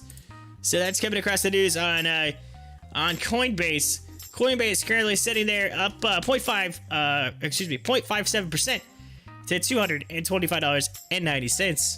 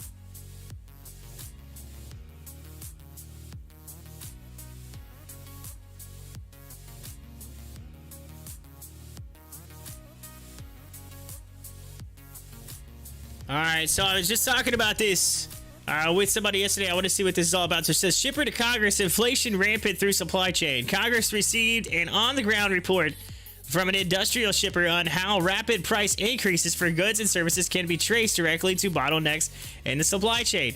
Testifying before the Senate Commerce Committee on Thursday, William Taylor, CEO of the Taylor Group, a heavy equipment manufacturer, told lawmakers that delays and inbound deliveries from freight carriers are rapidly increasing transportation rates have forced the company to boost prices he charges to customers. The supply chain is a disaster, said Taylor, whose family-owned Louisville, Mississippi-based business, which generates $500 million annually in revenue, relies on road, rail, water, and air transportation. This situation is causing inflation to run rampant throughout the supply chain so far. We have kept our lines running, but are facing 30% to 75% increases from our vendors and transportation companies. The worst part is that we have orders, but we don't have confidence in our supply chains to meet the demand. The same story is playing out in thousands of manufacturers across the country. 350% container rate surge. Taylor said the average transportation rates for an ocean container has jumped from $4,000 to $18,000 due to low supply and high demand. And to ensure that his manufacturing lines are supplied, his purchasing managers are seeking out alternatives like hot shot delivery services and air transportation instead of ocean, all of which cost more. The shortages extend into the labor sector, he said. Two large national trucking companies that support us told us they're trying to fill over 2,000 driver positions today, a situation that is due in part, according to his carriers, to unemployment subsidies that are keeping drivers from coming back to work. The supply chain bottlenecks recounted by Taylor are most evident at the ports and are expected to get worse. Cargo continues to move at a record pace. There's no lull in the action, no halftime intermissions. Port of Los Angeles Executive Director Gene Stricker told reporters this week, as country's largest port heads into the next phase of the surge amid ongoing hurdles to cargo flows. On-dock rail time is running about 12 days, not far from its peak in the spring, and with warehouses filled to the rafters, street dwell times ran as high as 8 days in June. The bottom line is that continued surge had strained all nodes of the U.S. supply chain, and we must change these trends. Taylor told the committee that despite the challenges, my request is not to overreact with solutions that may cause unintended consequences. Rather, I encourage you to support a free market system and allow it to do what it does best and find solutions that are practical and driven by the private sector. Government proposals in the works. The Biden administration and Democrats in Congress, however, are leaning toward regulatory and legislative action to deal with the problem. Last week, the White House issued an executive order that directly targeted what it considers to be limited competition in the ocean and rail sectors. This order calls on the Justice Department to help investigate and potentially fine ocean carriers that charge shippers unreasonable rates and fees. It also urges the Surface Transportation Board to take a closer look at rail mergers and resurrect rulemakings aimed at the invigorating rail-to-rail competition. At the same time, lawmakers in the U.S. House of Representatives are crafting a bipartisan bill that would require ocean carriers to accept all U.S. export container bookings in an attempt to address container lines that rush empty containers back to Asia for refilling in the more lucrative U.S. import market. Senator Roger Wicker, Republican from Mississippi, who recruited Taylor to testify at the hearing, acknowledged that as global competition has increased, control over the supply chains has fallen into the hands of fewer and fewer countries. Most notably China, he said. Such geographic concentration of supply chains has left many U.S. companies vulnerable to disruption, something we're now acutely experiencing. Wicker and other Republicans are backing the United States Innovation and Competition Act, which passed the Senate with bipartisan support. The bill establishes a supply chain resiliency program and includes emergency funds for semiconductor manufacturers to help alleviate microchip shortages. So anyway, this is kind of big news because I was literally just talking about this yesterday. My buddy works in the supply chain. and works in the freight industry. So I learned a lot about a lot of it. Actually, honestly, I used to work for a company he worked for as well. So that he works for. So I know a little bit about it. And so this is interesting. This is interesting. And so there's a 350% container rate shortage.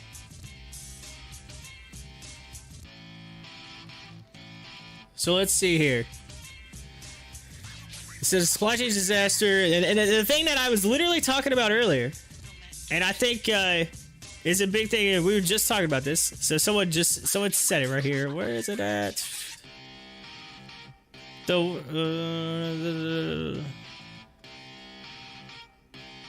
Shut up and sit down.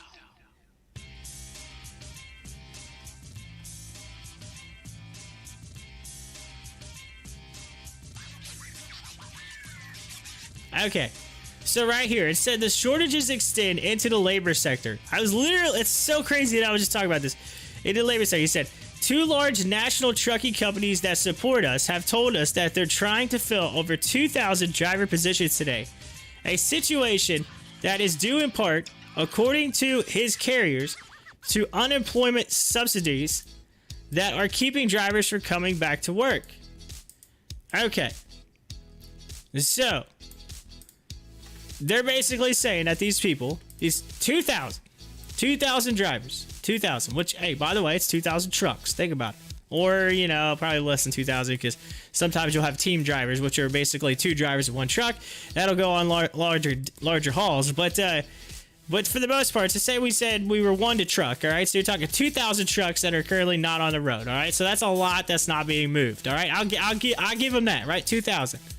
But in the grand scheme of things, it says 2 large national companies that support us have told us they were trying to fill over 2,000 positions. Okay, so again, 2,000 positions. I roughly estimated 5 million or so that are of people that are on unemployment right now.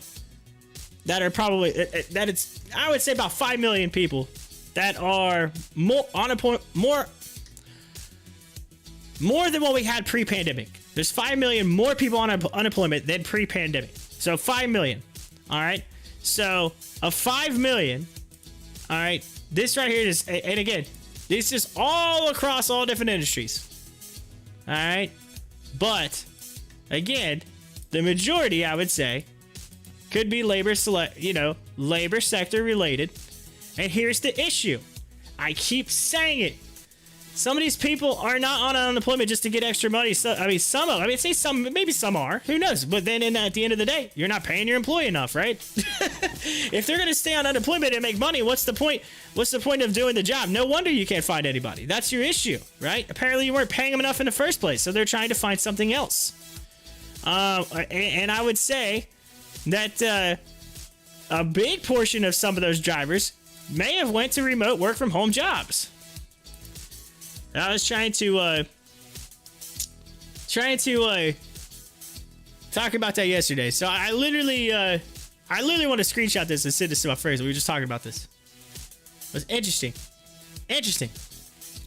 As we're sitting here just a little bit over an hour, we're about to come into power hour, and the one thing I was talking about today, and then bam, they hit it up. I think somebody was doing some research and they started looking into it. Nah, it just happens to fall that the shipper to Congress inflation rampant through supply chains. They're talking about it at Congress.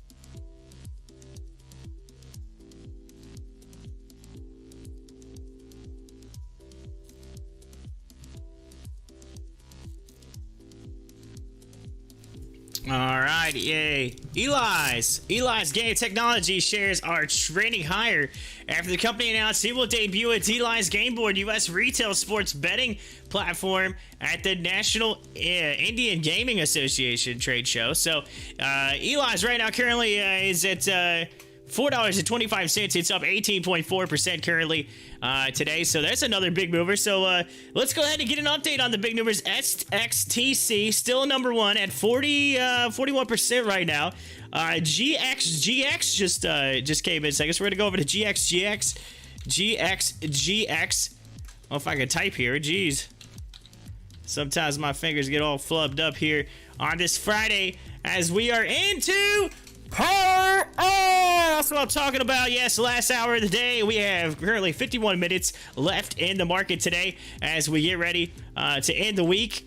So GXGX at $10.40, up 29 or 30% now. 30% as it continues to run up. It's got some buying coming into as well.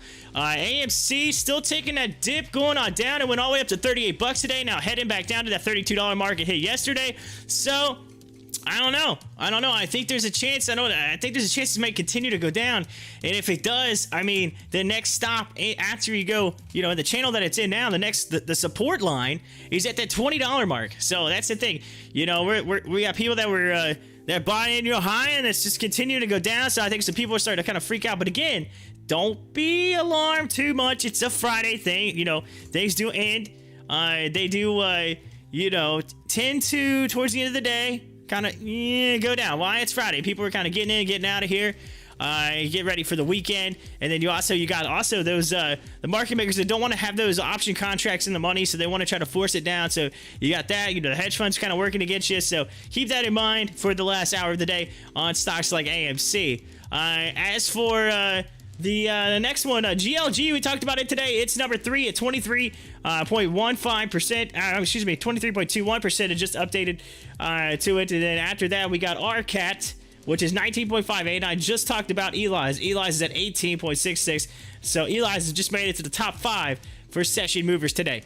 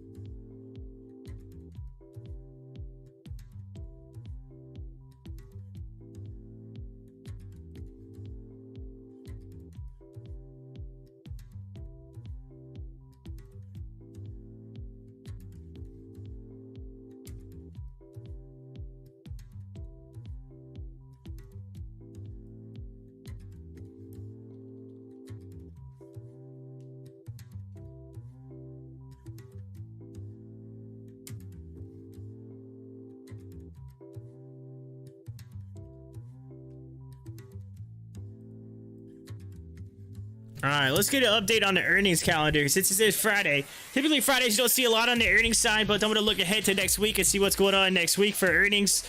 Let's see here. Looking at the 19th to the 23rd of next week. We got IBM coming up on Monday. We got Netflix on Tuesday. Verizon and Johnson & Johnson on Wednesday. You got Twitter. You got Snapchat on Thursday. So you got the the social media platforms starting to come in here.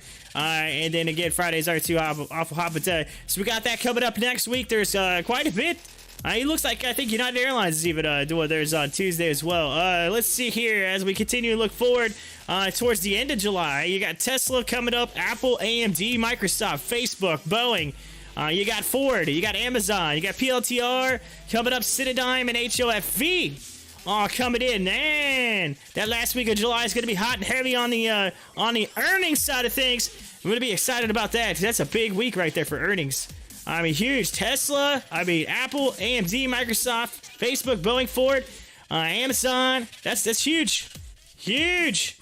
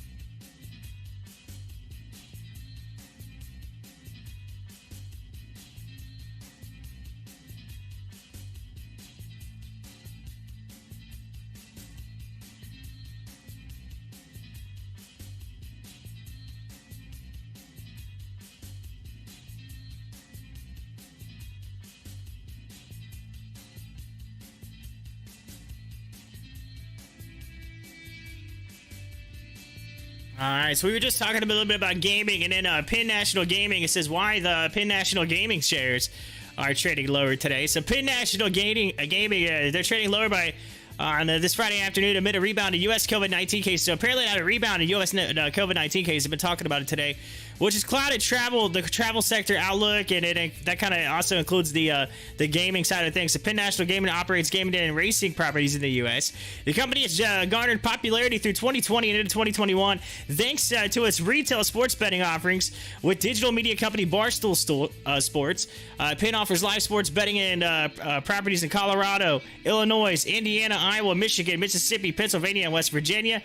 Penn National Gaming has a 52-week high of $142 and a 52-week low of $31.86 at the time of publication. Shares were trading at $3.56 lower at $66.38. Now, Penn National Gaming was one that I almost got into back, and I thought I really should have, to be honest with you. In 2020, during COVID-19, it was like way down. I mean, way down. It was, I believe it was lower than that. I believe it went down to like $8 or something like that. And it's crazy to think that it's currently like it hit a 52-week high of $142. So think about how much money you could have made on that thing. That's insane, I believe, on Penn National Gaming. So there was some money to be made back in 2020 for that for them, and I might have missed that opportunity, but I did look at it. And there was part of me that said you should go into this, and then I waited and I missed my opportunity. But it is what it is. It's one that I wish I had back.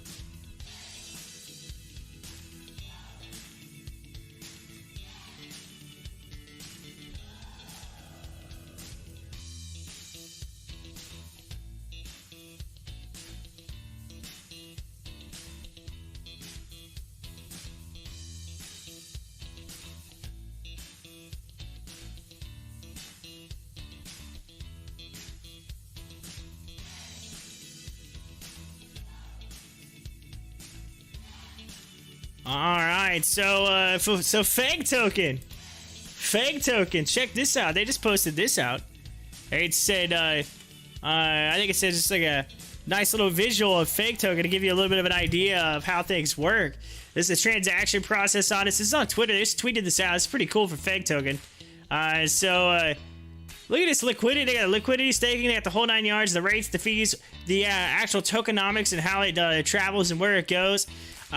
So this right here just kind of like you said, people are like, oh man, crypto, like, so, you know, those of you that are maybe new to crypto, you're just like minds blown right now, but because you're like, what is all this? But this is basically just like how you buy it, where it routes to, what it goes to, and how you you know, like, so if you buy FEG and you know you can convert it to FBNB and so forth and so on, and like just all the different things they have, like staking, liquidity pool.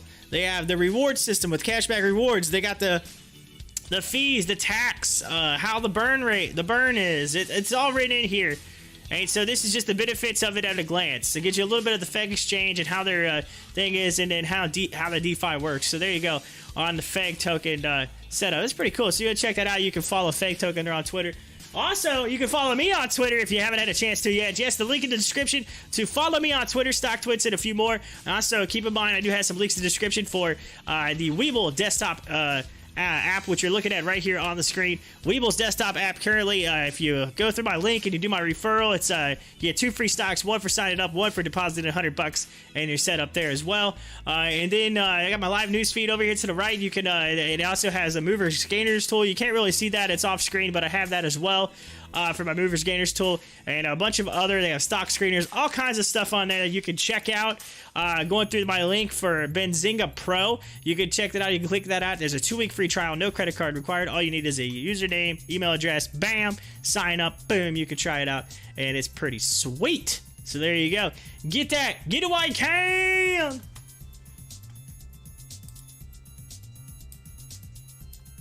All right, people. 40 minutes. We got 40 minutes left, ladies and gentlemen.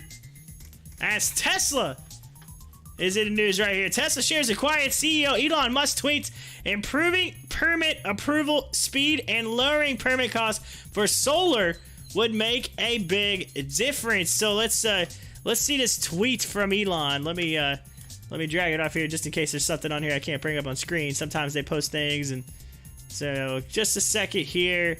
So someone posted Tesla Energy may gain momentum after Biden's app for instant solar installation permits, and then Elon responded to it and said it's improving permit approval speed and lowering permit costs for solar wind make a big difference. So he's basically just kind of saying, hey, you know, this is what you could be doing, so check it out. Bam. There's a picture up there. I don't know what image that is. I don't want to put it on the screen if it's not something I, you know, have legal ability to put on screen or not. But regardless, it's you know, they're talking about it. They're talking about solar. Solar's a thing. It's a thing, people. By the way, you may hear the dogs here and there. Remember, I am puppy sitting for this next week. And dog's in the other room right now. Got my dog and the two others running around, being all crazy.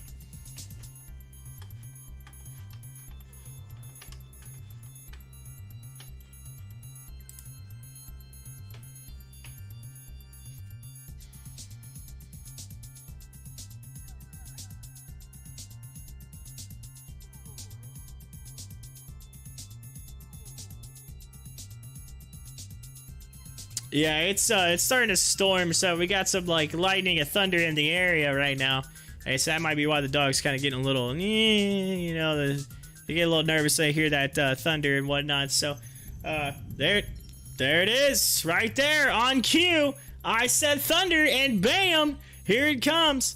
Yes, so we're getting hit with some storms right now. We got hit pretty hard during lunchtime. I know the dogs are like freaking out, literally freaking out. Yeah, we're getting hammered right now. Like a big heavy part is coming in. So if for some reason the feed drops out or anything like that, keep that in mind. You never know, power or whatever. So I always like to just give you a heads up if we're getting hit right now, and we are. It's pretty solid. Like, it's literally like the worst part is about to hit us. We are under a thunderstorm warning, I believe, right now. So, so yeah, getting hit.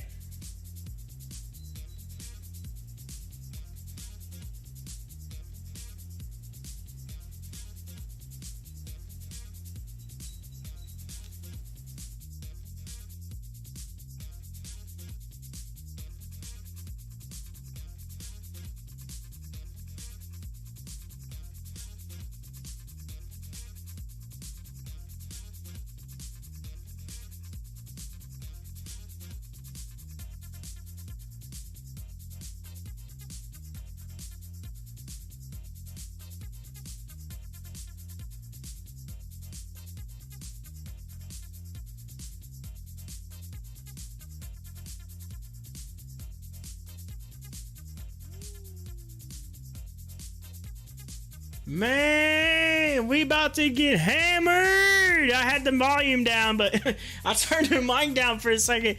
That was like, boom. If I'd have had it on, you would have heard that. That would have made the show right there. Whew.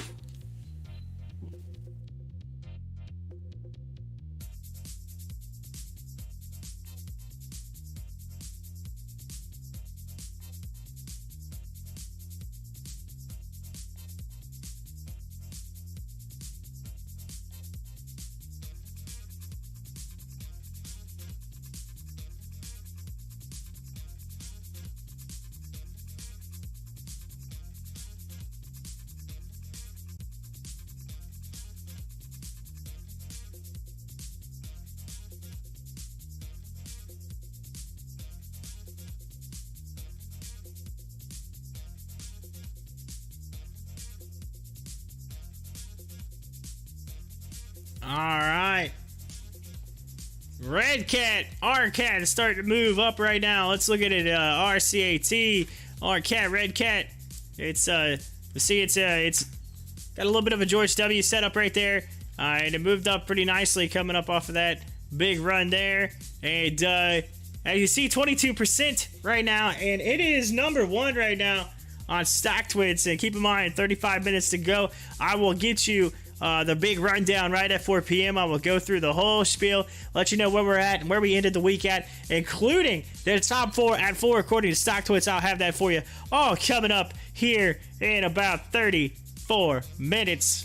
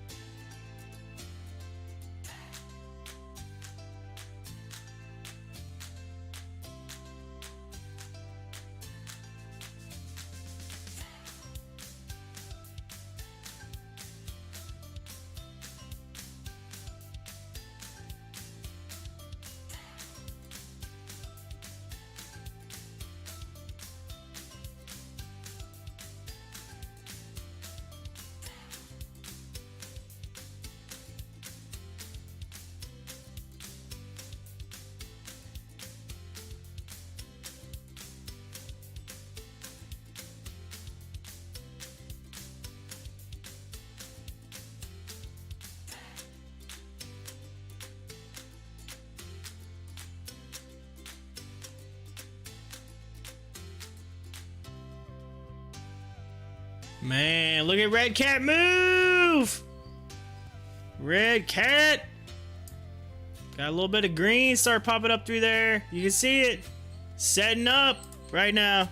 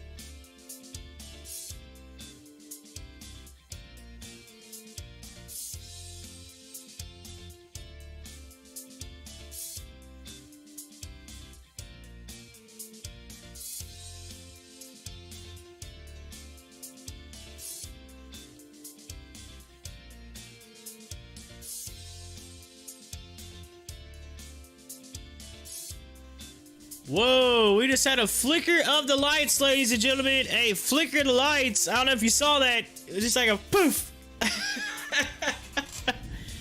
Woo! We are getting hammered right now. It's crazy. Woo! The storm has arrived here in the right here at the in the studio. Yeah.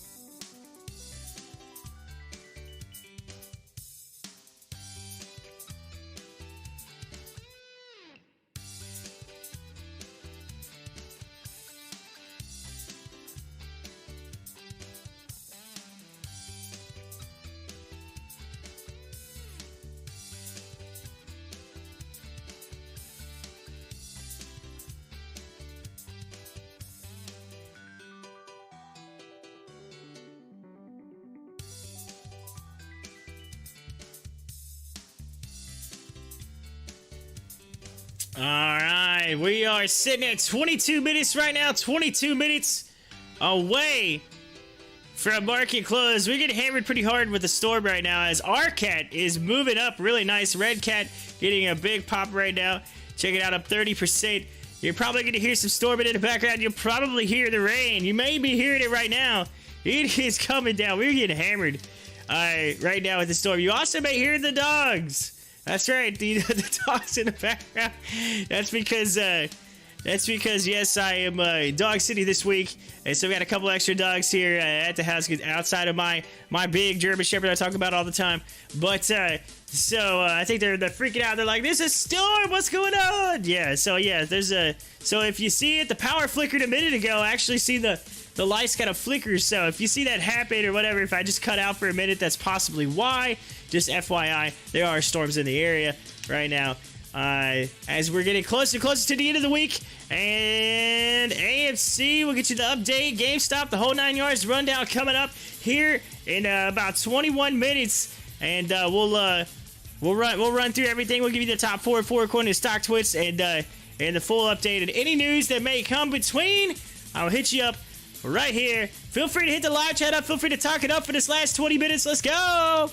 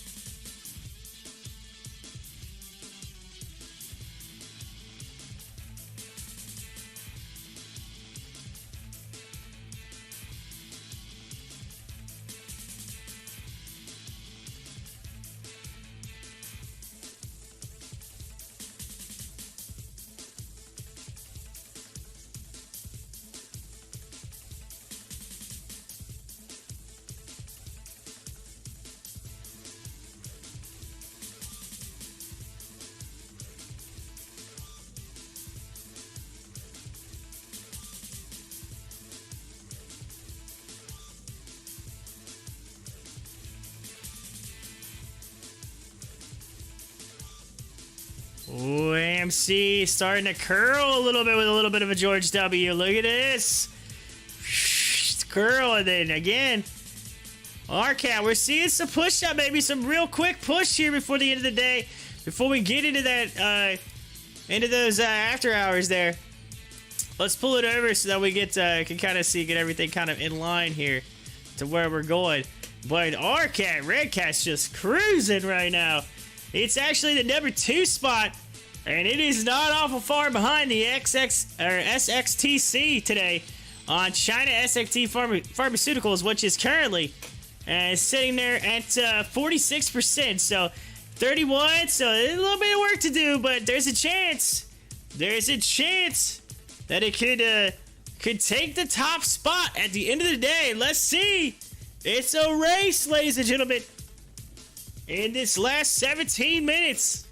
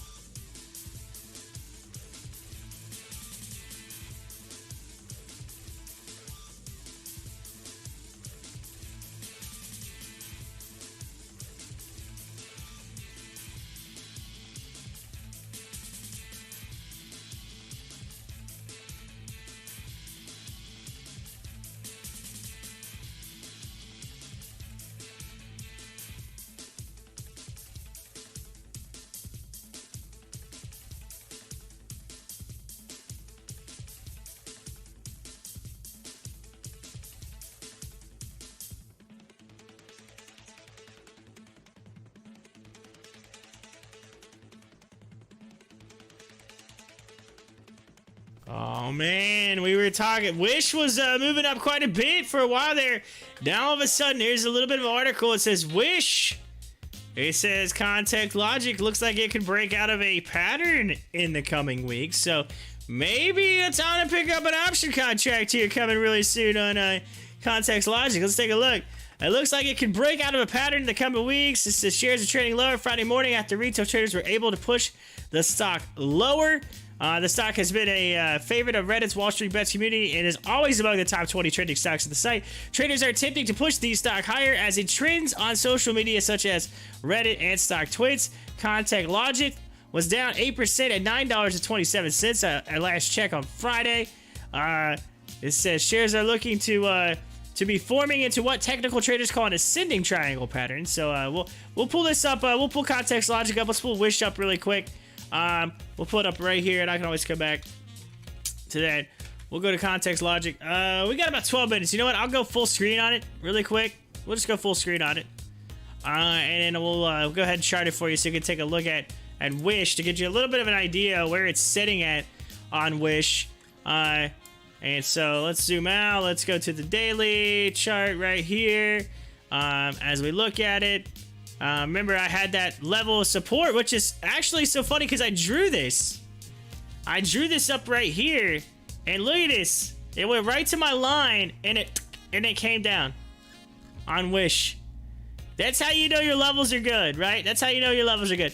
But now, in doing so, I can take it. I'm going to pull up another level here, and I'm going to do another trend line. And so this is what they're saying right here. At this point and this point,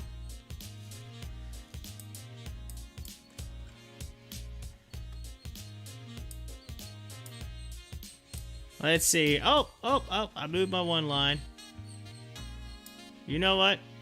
We don't need it anymore, but we'll delete that. We'll just get it out of the way. It's in the way now. So let me get this here. Let me pull this down to here. There you go. This is where we're at. So it's in the ascending triangle is what they're saying right now. It's set it up with the George W, which basically means you're looking at a bounce right here about 934 where it's at right now. It's $9, and it's below that. And with a chance for it to continue to bounce and maybe test that $14 mark again.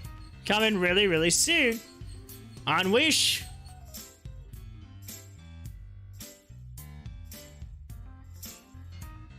Let's take a look at the options contracts for, let's go. Okay, hold on. First, let me go back to the chart. Let's see where we're at. So sometime before, let's see, before October, I'd say somewhere in the coming days, somewhere around here might be when it starts to test it, somewhere in August, so maybe August, September. So maybe go to September for the options contracts here.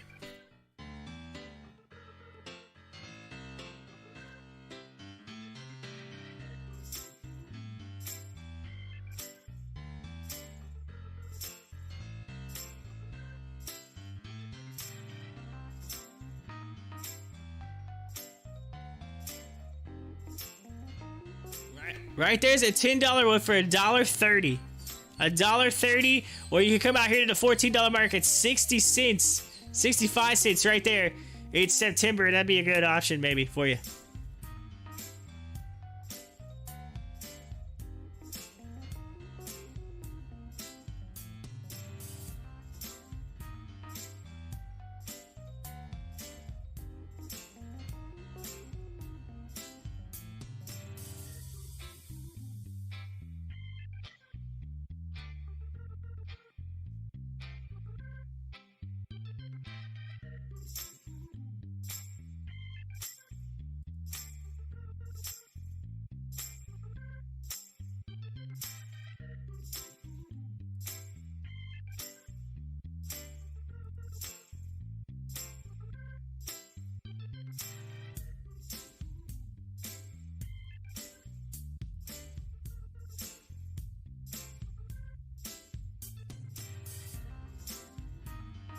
All right, we are back to the 1 minute chart here. Zoom in as we get to the final minutes of the day. Yes, we got 8 minutes left today. A little over 8 minutes here. And then look at, man, our cat is just moving heading into that after hours. Look at this Ladies and gentlemen, it looks like it's ready to rocket right here towards the end of the day. Getting ready for it. Pull this over here. Pull this over. Yeah. That's what I'm talking about. Red Cat moving.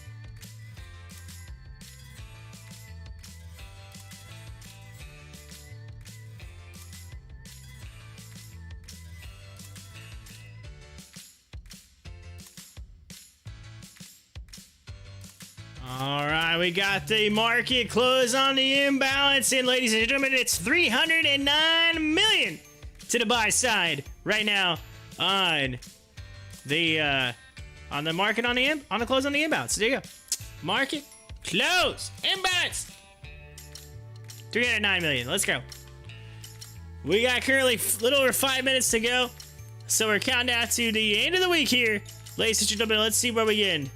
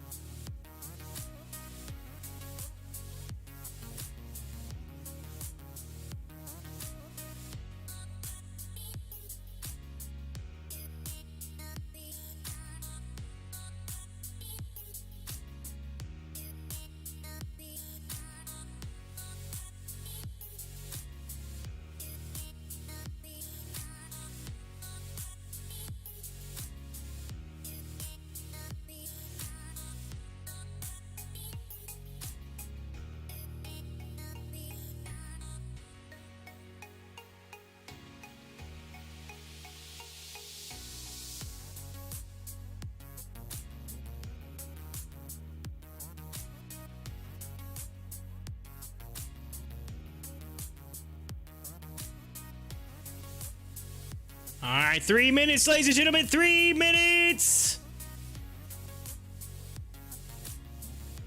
Ooh, investment banks bullish on psychedelics company. ATI Life Sciences, ATAI, Cancer Credit Suisse, Citigroup, Cohen, and Aegis and others are launching coverage with positive ratings on the psychedelics. Yeah, that's right. I'm also in on a psychedelic company too as well, which may move with it, and that is Mind Medicine, which is MNMD. So I'm in as well. They're a big company on that aspect. Of course, some states talking about legalization of that and decriminalization of it as we start to get closer and closer to the treatment for PTSD with psychedelics. So should see more of that coming in the future as we're at the 2-minute warning, ladies and gentlemen. The 2-minute warning.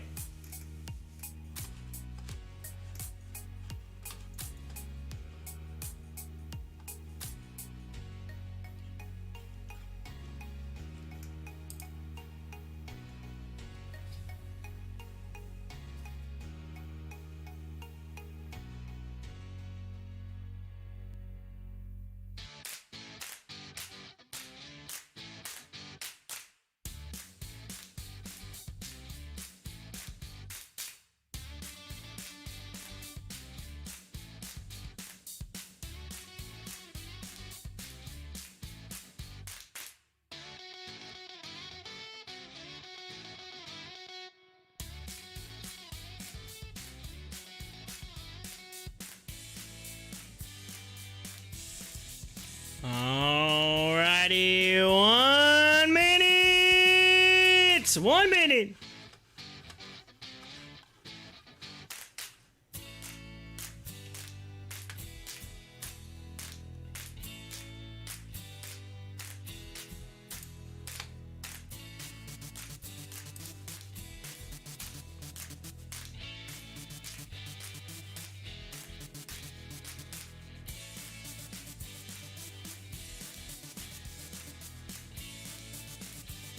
$30 seconds. Here we go.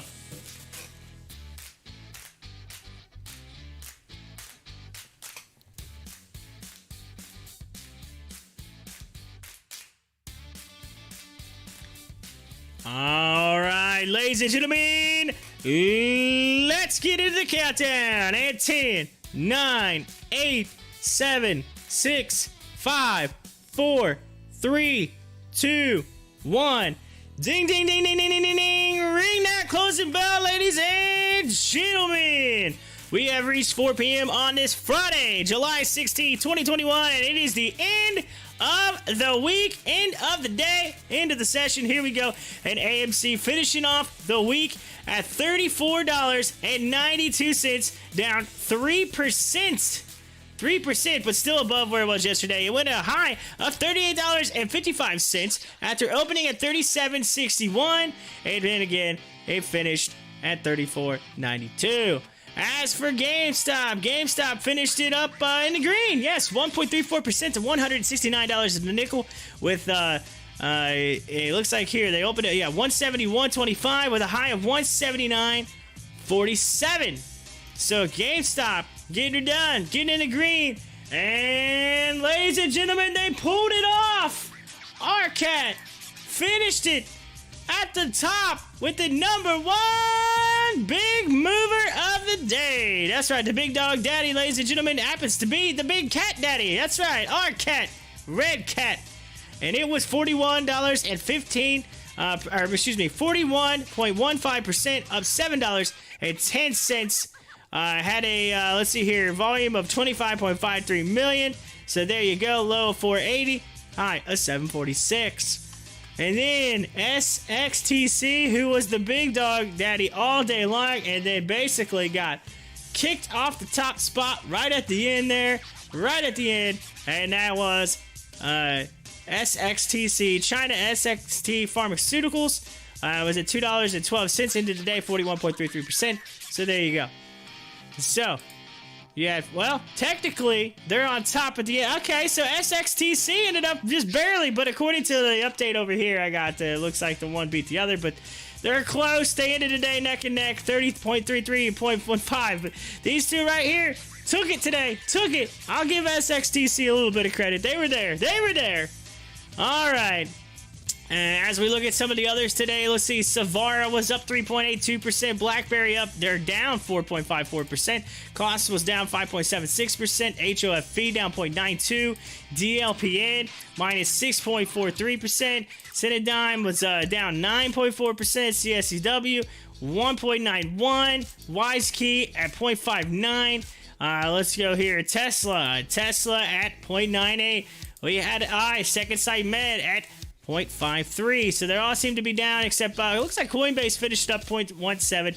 And yes, they did. As for the cryptos, ladies and gents, the crypto market, Bitcoin up 1% today at 31,968. You got Ethereum down 0.26%, Litecoin's down 0.27%, Doge down 5%, excuse me. BNB's down 2.7%, Hex is up 1.8%. That's 16 cents on Hex, which is nice. Shiba Inu down 1.88%. So while we had some green earlier, looks like we had a little bit of a drop off, and we're showing some red on the crypto market as well. And now, ladies and gentlemen, you've been waiting for it. You know what it is. It's the top 4 at 4. According to Stocktwits, let's get into it. Number 4 on the refresh.